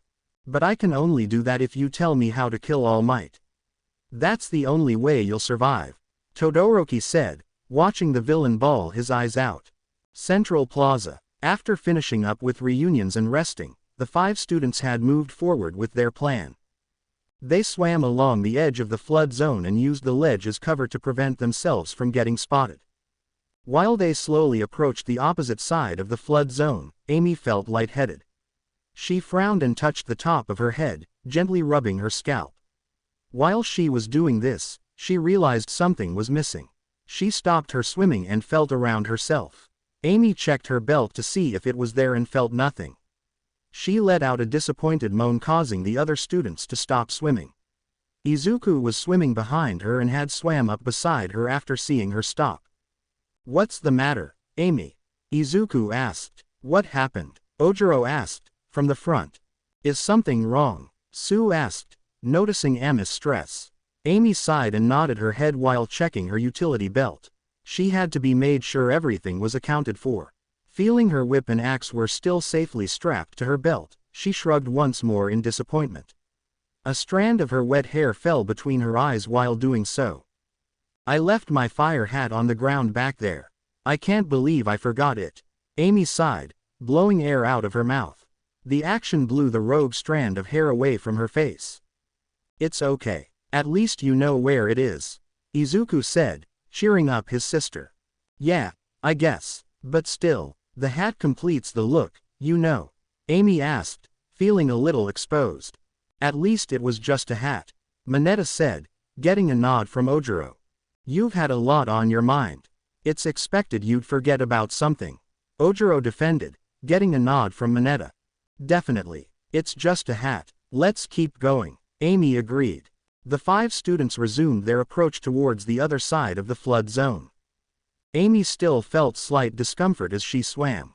Despite the revitalized feeling she felt being in the water, the pain she felt inside was still present. Added with the lightheadedness she felt, she wondered what was going on in her body. Nevertheless, she put her mind on other things. She still had doubts about Izuku's plan, but she was going to support her brother. A couple minutes later, the 5 students reached the opposite side of the flood zone. Keeping themselves low in the water, they listened into the fighting going on near them. Hearing the cries of injured criminals, the 5 students' curiosity got the best of them. Slowly, but surely, they peeked their heads out and saw Aizawa still fighting. Their teacher was locked in combat with dozens of villains still conscious. Izuku stared at Aizawa in awe at his fighting skill. He watched Aizawa nearly effortlessly take down villain after villain. To his left, Amy peeked her head over the water and saw take down a villain using his scarf. She looked on in astonishment and silently gasped. Aizawa was proving to be capable of holding his own against a wave of villains. He's really putting a number on them, Ojiro said, staring at the fight.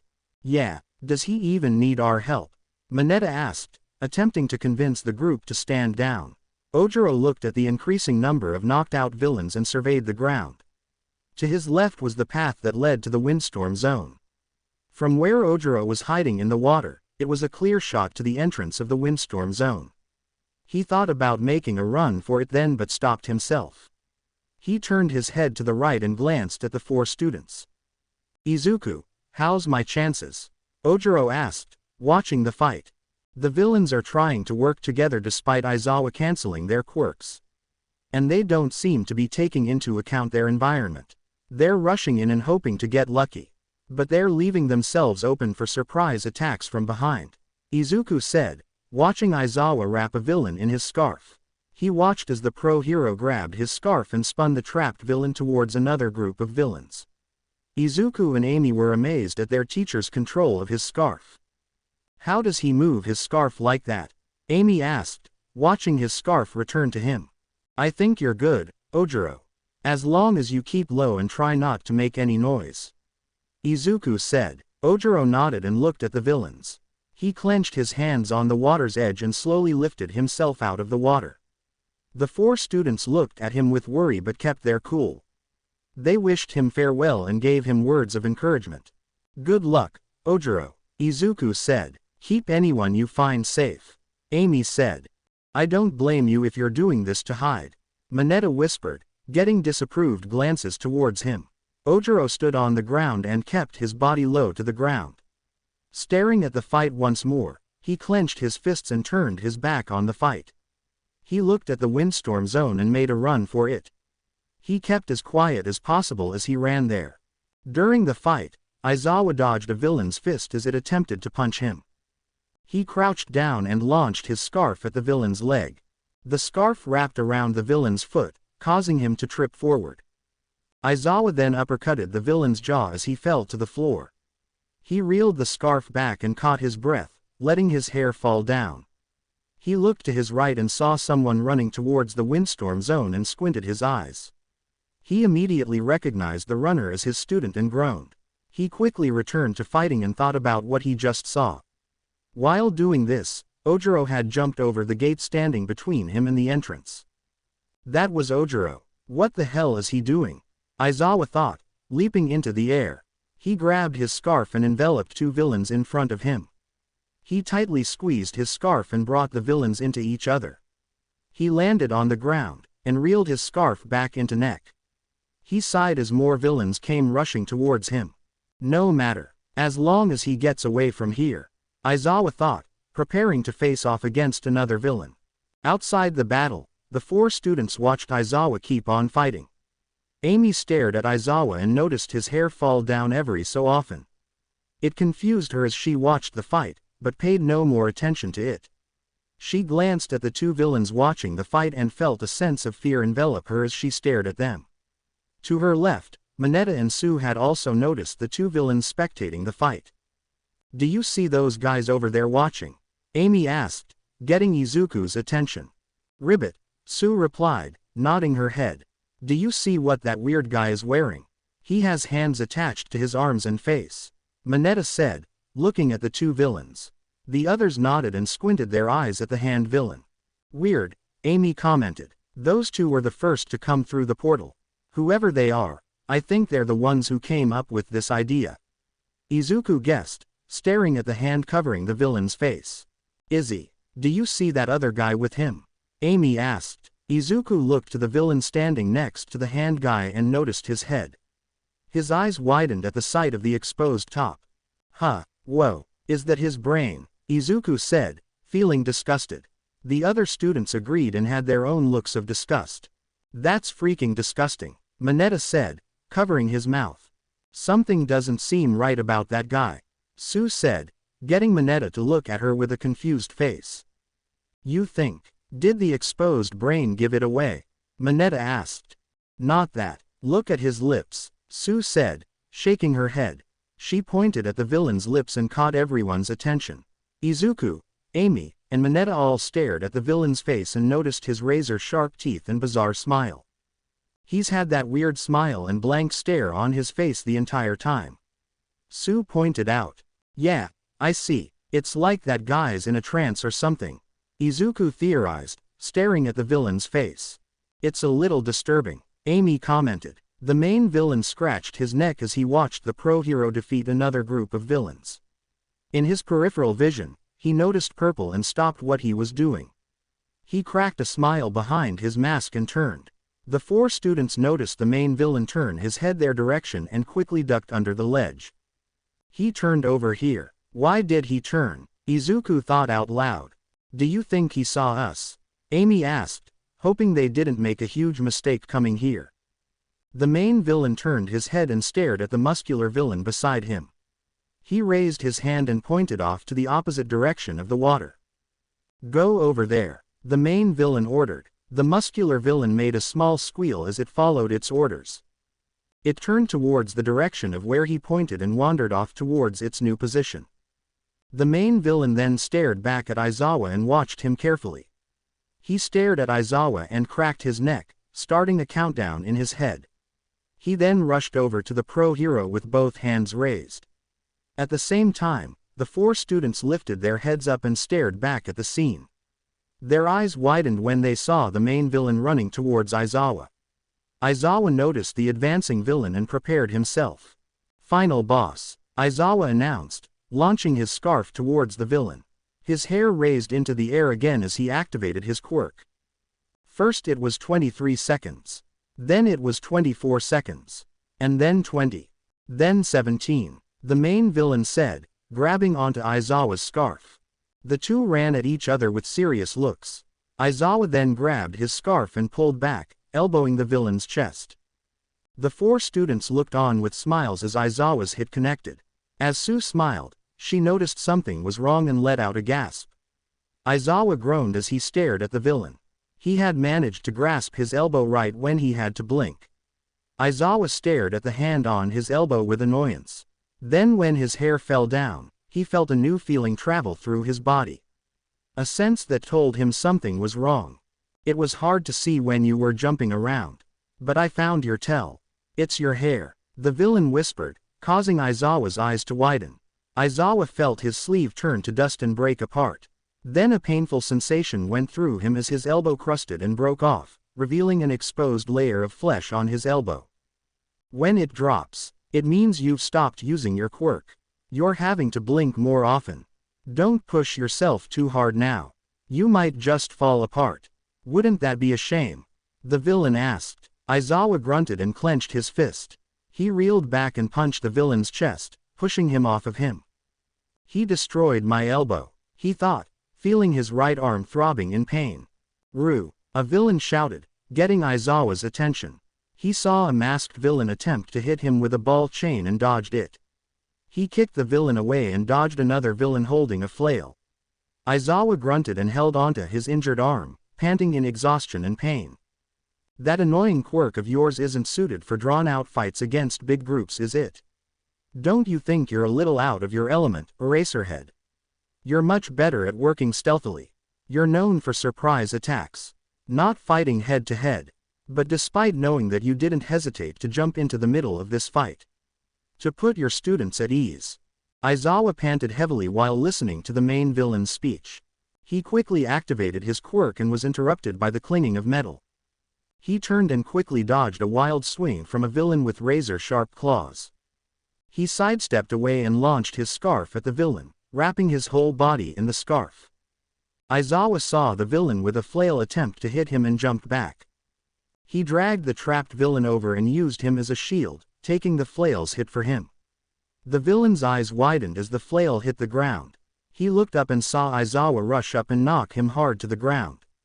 Another villain with huge arms came rushing towards Aizawa, who spun around and smacked his face with a kick. Aizawa took deep breaths as he readied himself for any attacks, seeing no one around. He turned back around and stared at the main villain, activating his quirk. And look at you, you're still standing. You really are so cool. Oh, by the way, hero. The main villain said. Aizawa heard heavy footsteps approaching and looked to his left. His eyes widened at the size of the muscular villain up close. Before he could react, the villain grabbed onto Aizawa's face and squeezed. Blood flew out of Aizawa as the villain gripped onto him. I am not the final boss. The main villain said, watching as the muscular villain dropped Aizawa to the floor. The four students hiding in the water stared in horror as they watched Aizawa's face repeatedly hit the ground under the villain's grasp. No, Aizawa, Izuku whispered. Tears fell down him and his sister's face. Amy covered her mouth in horror at the sight of it. A pool of blood quickly formed underneath Aizawa. What do you think of him, Eraserhead? The main villain asked, smiling at the hero's pain. He's the bioengineered anti-symbol of peace. But you can call him Nomu, he said. Nomu kept Aizawa's face embedded into the floor and held onto his injured arm. Hearing its name get announced, Nomu looked at the young adult who gave it orders and let out a shrill cry.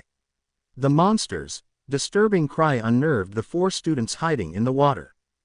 USJ entrance. At the same time, Iida ran as fast as he could towards the exit while 13 held off the shadowy villain.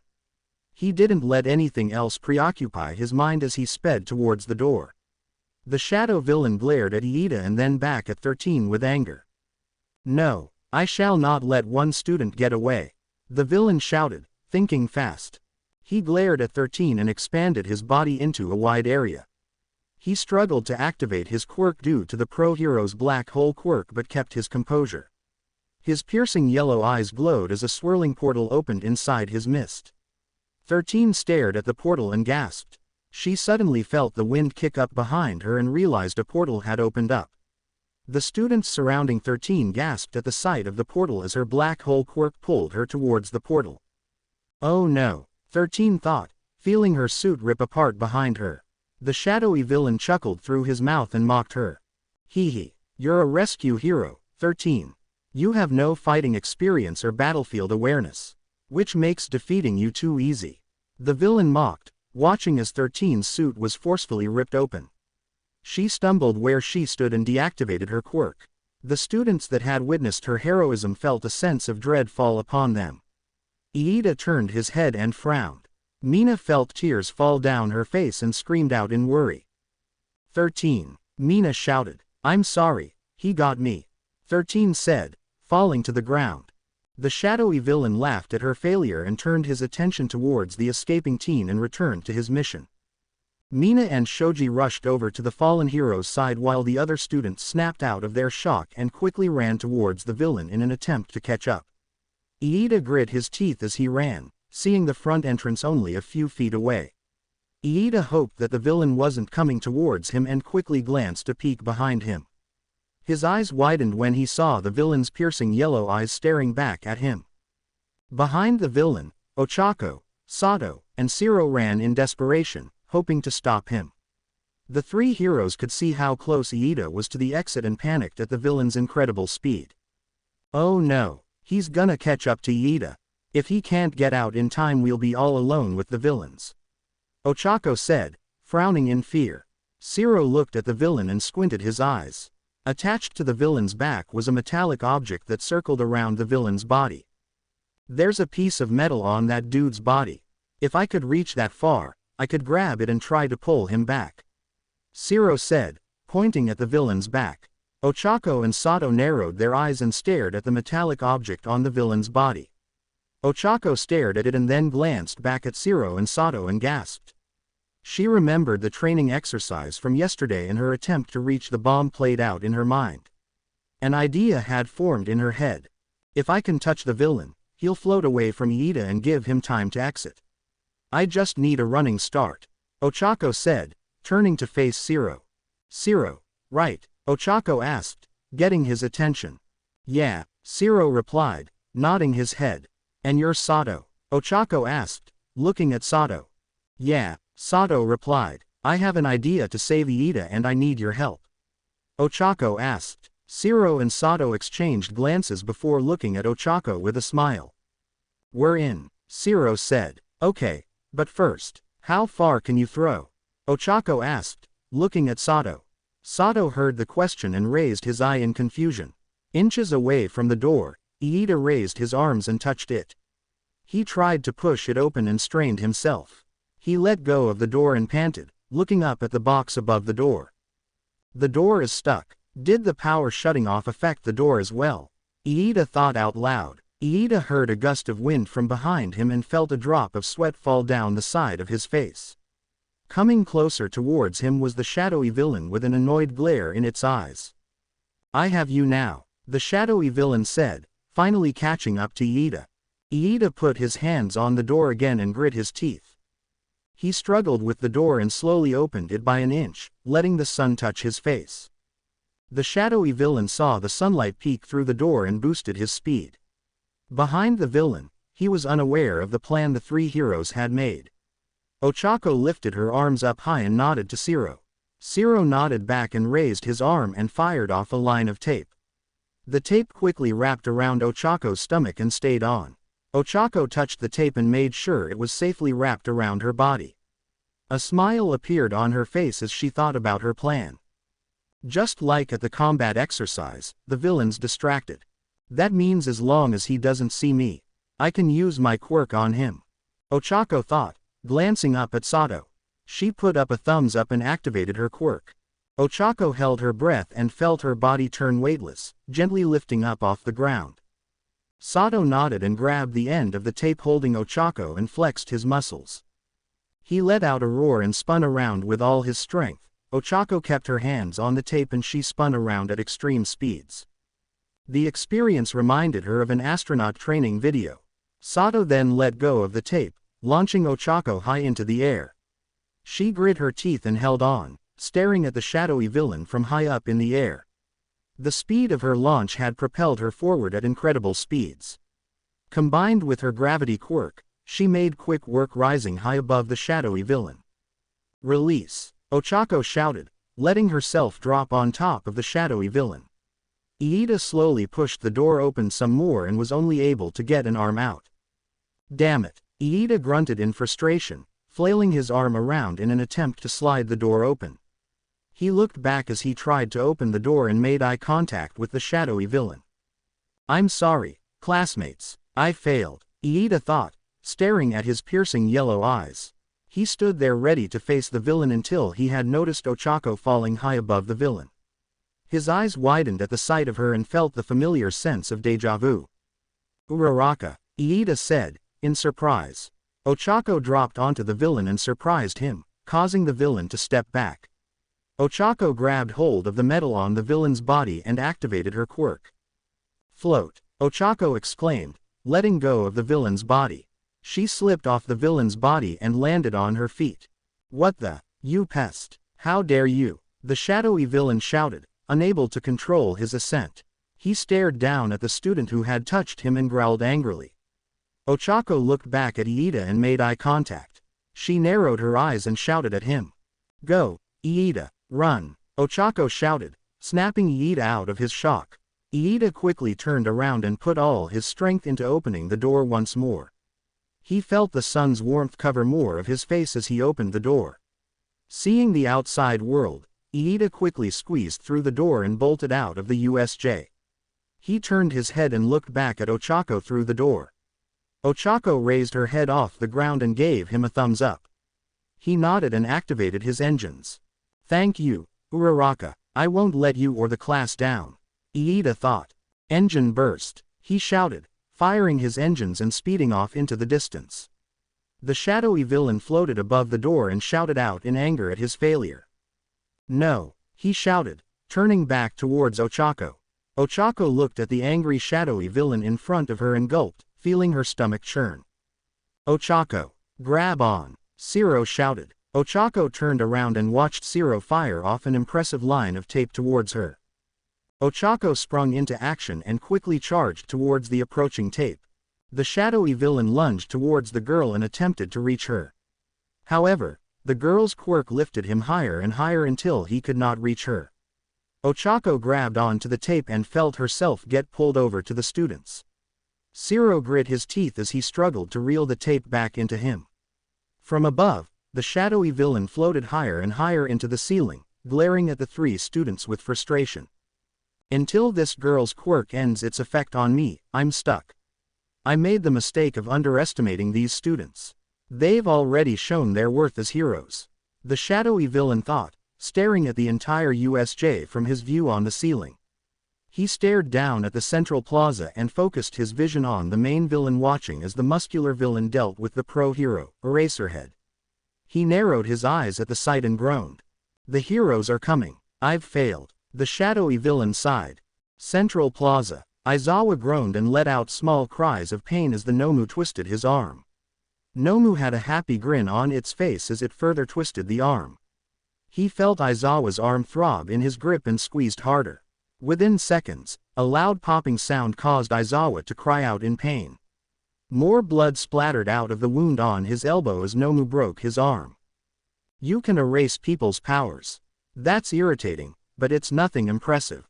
When faced with true devastating power, you might as well be a quirkless child.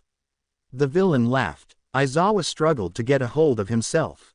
Barely able to raise his head, he stared into Nomu's eyes and activated his quirk. Nomu saw Aizawa's hair lift up and slammed his hand onto Aizawa's other arm, squeezing it into the ground. Aizawa let out a painful cry as he felt the bones in his left arm break apart. His arm dropped to the floor, unable to move. He's breaking my bones like they're twigs. I'm positive I erased his quirk. That means he's super strong even without powers. Aizawa thought. He winced in pain as he felt Nomu's gigantic hand grab onto the back of his head.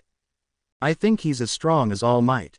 Aizawa thought. Nomu pushed Aizawa's head into the pavement, creating a crater from the impact. The loud impact caused the four students to cringe. Izuku watched in shock as Aizawa was beaten to a pulp. Amy had covered her mouth, too shocked to move. A stream of tears were falling off her face as she stared at the scene. Sue had ducked her mouth into the water and kept her head low. Mineta was crying into his hand as it covered his mouth. No, I can't watch this anymore. We should be getting out of here super fast, shouldn't we? Mineta whispered through his hand. Ribbit, Sue agreed, watching in horror. Mr. Aizawa, Amy squeaked out through her hands. Izuku stared at Aizawa and then he heard a familiar sound. He looked at the main villain and watched a dark swirling portal appear. He gasped when he saw the shadowy villain appear before their very eyes. Tamura Shigaraki, the shadowy villain said, revealing the name of the main villain.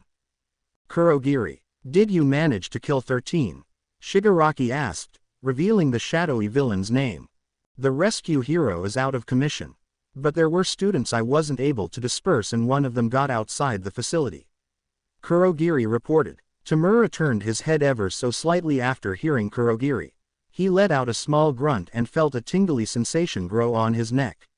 He moaned and scratched his neck. His anger caused him to moan in frustration. He scratched at his neck until it had turned red. Kurogiri, you fool. If you weren't our warp gate, I'd tear apart every last atom in your body, Shigaraki said, stopping himself from scratching his neck too hard. There's no way we can win if dozens of crows show up to stop us. It's game over. Back to the title screen. And I was looking forward to finishing this today. Damn it. Let's go home, Shigaraki said. The students in the water heard Shigaraki speaking and gasped. Amy felt her heartbeat slow down hearing his words. Maybe there was a chance to help Aizawa once they leave. Mineta was surprised the most to hear his words and felt like he was imagining it. Did I hear that right? Did he say they're going to just leave? Mineta asked, glancing toward Sue. That's what it sounded like to me, Sue replied. That's amazing. We're safe and we don't have to fight, Mineta exclaimed, hugging Sue. Sue felt Mineta's hand grope her and felt shook. The feeling brought her an immense wave of discomfort that caused her eyes to turn white. Yeah, but, Sue said, struggling to respond. She quickly grabbed hold of Mineta and pushed him underneath the water.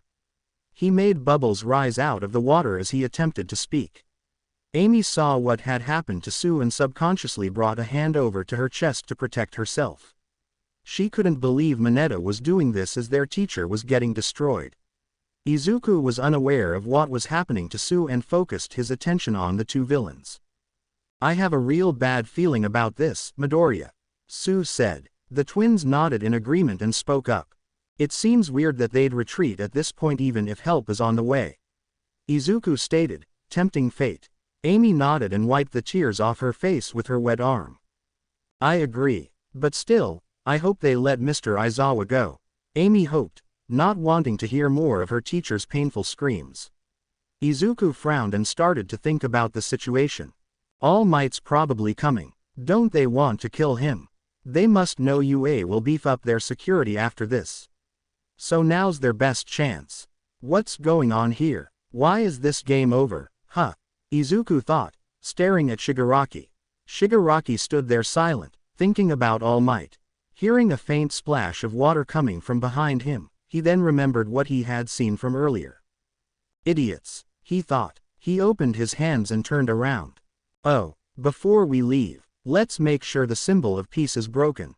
Let's wreck his pride, Shigaraki said, lunging towards the students within seconds. Izuku's eyes widened as he watched Shigaraki almost instantly approach them. Let's make this hurt, Shigaraki said, reaching his hand out towards the green-haired girl. Sue and Mineta's eyes widened at the sight of the hand. Izuku turned his head in what felt like slow motion. He stared at the hand and looked at the destination. The realization was enough to cause his heart to stop beating. The hand was coming towards Amy. Izuku felt the fear inside him grow. The visual image of Ami's face crumbling into dust went through Izuku's mind. The feeling caused him to hyperventilate as his body went into shock. Ami's eyes widened at the approaching hand. She saw it and wanted to move, but by the time her mind had told her to run, it was already too late. Ami's mouth opened and let out a gasp that took all the air out of her lungs.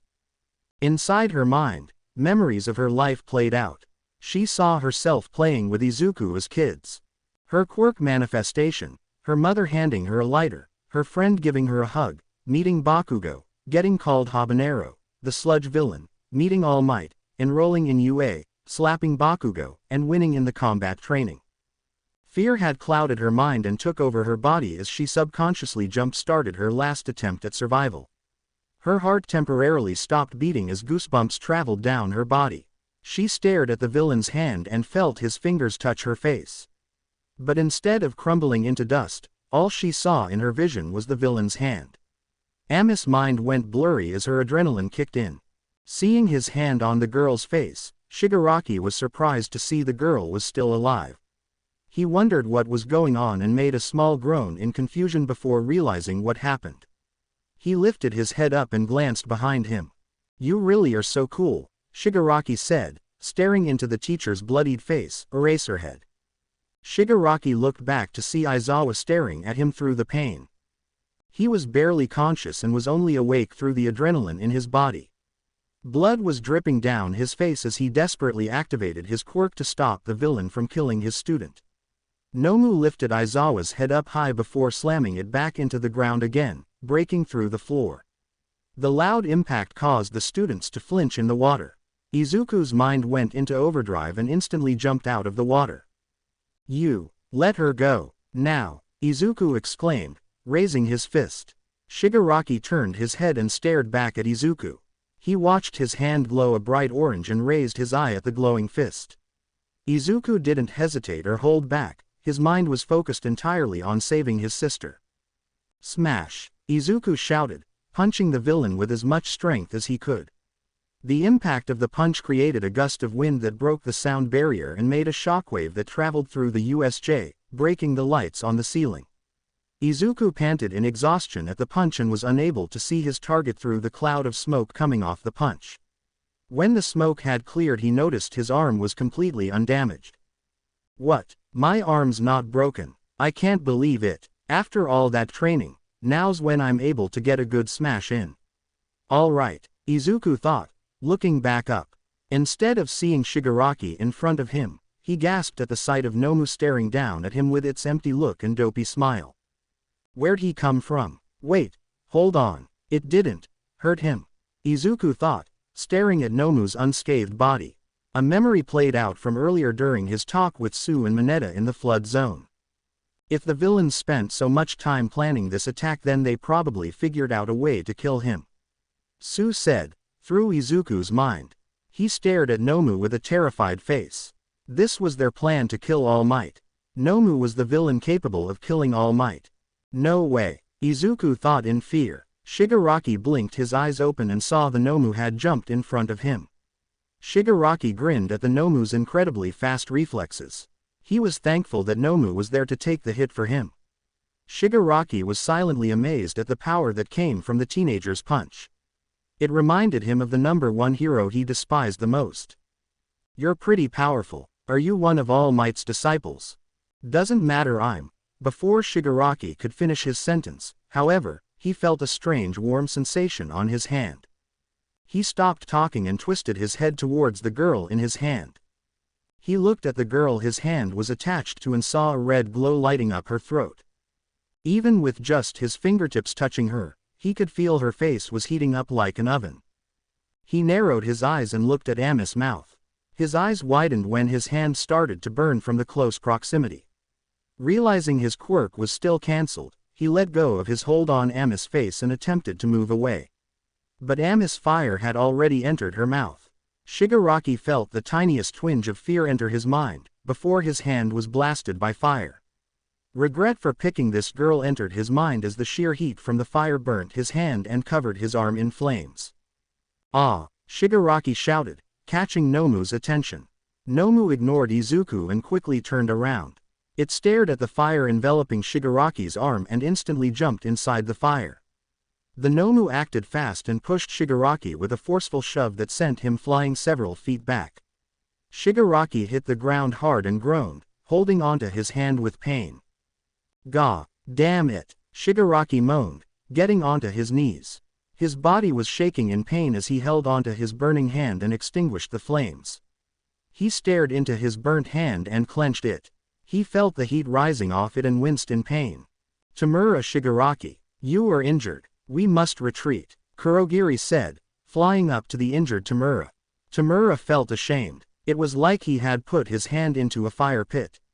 He stared at his hand and wrist and felt his eyes twitch. This would be hard to heal later. The surprise injury had caused enough damage to his hand. It was made even worse, feeling his burnt hand go numb. His anger rose sharply seeing his injured hand. He looked up at Kurogiri and scoffed. "No, I'm not done yet," Shigaraki shouted, slowly getting up with one hand. He stood back up and clenched his burnt hand. He felt relieved knowing he could still move it. He wiped dirt off himself and glared at the fire with anger. Now this was personal. "I'll kill that one myself." Shigaraki glared, watching the flamethrower burn Nomu. Amy released a blast of fire that shocked the students around her. Sue had to actively swim back to avoid getting burnt in the fire as well. She quickly pushed Mineta back as well. Izuku covered his eyes from the fire and took steps back as well. All he could see was the legs of the Nomu as its whole body was consumed inside the fire. "Amy!" Izuku exclaimed, trying to call out to his sister. Amy used her flamethrower to burn the Nomu alive and used the last bit of flame that had recovered in her body. This didn't amount to much as within seconds of firing at the Nomu, she gagged and coughed. Feeling her stomach cramp in pain, she gripped her stomach and winced in the water. "Ribbit," Sue said, launching her tongue towards Amy. While Amy coughed and let out smoke from her mouth, Sue had grabbed onto her and pulled her back further away from where she fired her shot. Izuku felt relief seeing her sister still moving and alive. He stared back at the smoke caused by Ami's fire and saw it clear. To the shock of everyone nearby, Nomu was still alive. The Nomu had the same dopey grin on its face as smoke sizzled off its body. The skin on its body was flappy and falling off of it. Parts of its own flesh revealed itself as it stood there thoughtlessly. Its arms were thin and wrinkly and absolutely covered in third-degree burns. Amy cringed at the sight of Nomu's burnt body and felt remorse looking at it. It was like a dumb animal that followed orders. The thought was enough for her to take pity on it. Then something bizarre happened. Izuku stared at Nomu's left arm and watched it shake rapidly. "What the?" Izuku said in shock. Nomu let out a shrill cry as its left arm shook and popped back into place. The muscles on its arms expanded and recovered, instantly losing the third-degree burns on them. Both Amy and Izuku gasped at the scene playing out in front of them. "That's not possible," Amy whispered, weakly. Shigaraki watched with a smile on his face as Nomu's body recovered and returned to full strength. "Nomu is very special. Your punches and your fire won't do a thing to him," Shigaraki said, glancing at Amy. He stared right into her eyes with hatred and scratched his neck. He examined her face and glanced towards the other student who attempted to punch him.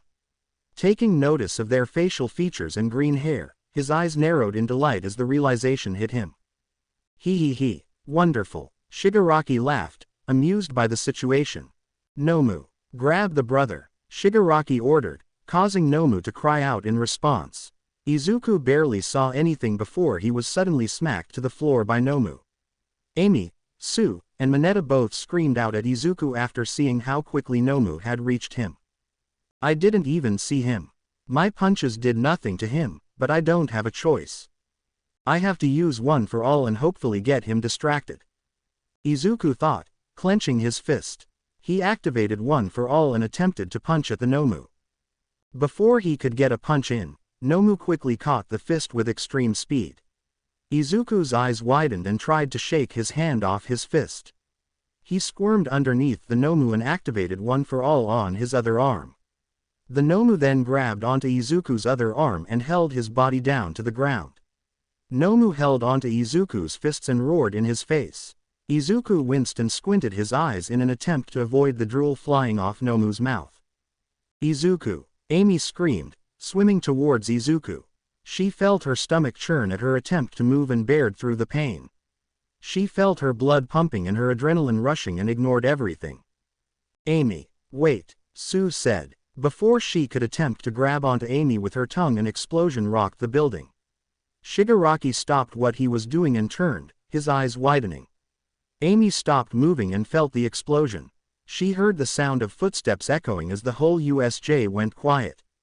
As the smoke cleared in the front entrance, a familiar figure appeared out of the smoke. "All Might," Amy said, her voice cracking under pressure. "I couldn't shake the feeling that something had gone wrong here when Aizawa and 13 didn't return my calls. So I hurried over and saw the beam of fire in the sky, then I met young Iida on the way. He told me of the villainy at work here," All Might announced, stepping through the smoke. "I can't believe all this went down while I was resting. I hate to think of how frightened these children must be, and how hard my colleagues had to fight in order to protect them. The only thing I can do now is reassure them that things will be okay. That's my duty as the symbol of peace," All Might thought. "Have no fear, students. Because I am here," All Might said, with an angered expression. Izuku stared up at All Might from his position on the ground and felt a sense of happiness flow through him. "We're saved," Mineta said, crying out a fountain of tears. "Ribbit," Sue said, feeling hope return to her. "He's here, All Might. And he's not smiling," Izuku said, feeling the grip around his arms loosen. The Nomu let go of Izuku as soon as it saw All Might. A new direction clicked inside its head. He turned around and roared at the figure standing above the staircase. Shigaraki looked up at All Might and watched him throw his jacket to the ground. He clenched his hands and felt his hand ache from the burn. After all this waiting, the heroic piece of trash shows up. "Looks like our game is getting a continue," Shigaraki said. Author's notes. Before we begin, I'd like to explain that Shigaraki's quirk still works on his burnt hand. And so ends the second to last chapter. The next chapter I post will combine episode 12 and 13. Releasing these last few chapters have taken longer than I'd hoped. For that I apologize. I wasn't expecting to get caught up in a family emergency. Combine that with college starting and celebrating the birthday of another family member. I've had a lot to do this month, and to top it all off, my birthday is coming. I was expecting to finish the next chapter before my birthday, but it doesn't look like I will. Fortunately, much of episode 12 has been written and I only have the ending of 12 and the entirety of episode 13 to write. I'm so grateful for your patience and understanding. Things have certainly gotten stressful lately, but my love for writing this story hasn't. Now on to the details. I'll be honest, I thought I was gonna get in trouble for the last chapter ending like that. At least the part where Amy let out the biggest blast of fire in her life. I've decided on referring to it as a hyper beam for now. As for what that was, it's basically what happens when Amy inhales the equivalent of a volcano.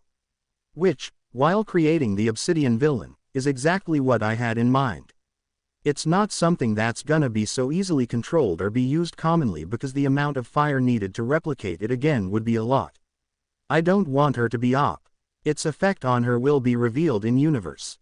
The sparks of light that zap her mouth is a hint. Also, you can almost tell where the two chapters were originally combined. Bakugo's perspective was supposed to be mixed in with the other students' reaction to the hyper beam. The events of the USJ arc have changed. I thought about what change would happen upon Amy entering the fire zone, and the first one being the end.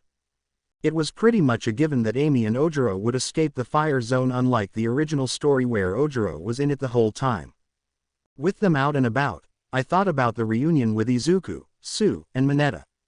That's when the real differences start. The hyper beam had also accelerated the time it took for Iida to escape the facility. It was a pretty big distraction for Kurogiri, so it made sense that Iida would use the distraction to his advantage. So just like in the original show, Iida successfully escaped. Only this time just barely getting out. I also took a shot at making the whole escape the USJ thing look cooler. As for the 5 students sneaking their way to the Central Plaza, that would also change a lot of things. I think if Ojiro had gotten out of the fire zone and rendezvoused with Izuku, he'd probably split off and try to find the other students. Which is why I made Ojiro go to the windstorm zone to help Tokiyami and Kota. Then the real biggest change would occur. Instead of Sue, Shigaraki would attempt to decay Ami's face off. Izuku would then react quicker and fire a shot and be completely shocked to see it do nothing to Nomu. Shigaraki would go on a villain speech, only this time he made the mistake of trying to kill Amy. Because Amy had time to recover after leaving the fire zone, she'd have some flame left in her. The flame she had was just enough to catch Shigaraki's arm on fire as well as burn off the top half of Nomu's body. The heat coming off her flamethrower was increased because of the fire zone. It also got slightly boosted in power because Amy had entered fight or flight mode and acted accordingly. The Nomu also got its skin burnt off and showed how good its regeneration was. Then at the end, I realized Shigaraki would definitely recognize Amy and Izuku as twins. This is why he referred to Izuku as the brother. I also don't think Shigaraki was aware of One for All being passed on to Izuku yet. Of course, after this arc, Shigaraki will get healed, but there's going to be a scar on his hand from now on. This is also going to be setting up for what will happen in Season 2. As for any other big changes, expect to see more in the final chapter. Final chapter aside, be sure to leave your suggestions and predictions for Season 2 in the reviews. I have some ideas for what will happen during the sports festival arc and beyond. Once again, I'd love to see your ideas and reviews for chapters 8 and 9. I don't know if I'm allowed to mention other stories in this chapter, but I've recently thought of an idea for a spin-off story that I don't think anyone on this site has done before. It takes place in the original timeline and not this. Anyways, if I made any mistakes in this chapter, please point them out, as I've finally learned how to edit posted chapters. Can't wait for the reviews. Hope you had fun with me. Thank you all again for being here and giving my story a chance. I hope you all have a good year and have a good day. P.S. I had forgotten to mention it, but somebody asked me privately what it would look like if Amy had gotten one for all. I hadn't actually thought about that before, like ever. So when I thought about it more, I imagined what it would do to her quirk. And the short answer to that would be the atomic breath scene from Shin Godzilla. To be continued. I hope you enjoyed this story. Also remember to subscribe and like this video. See you in the next video.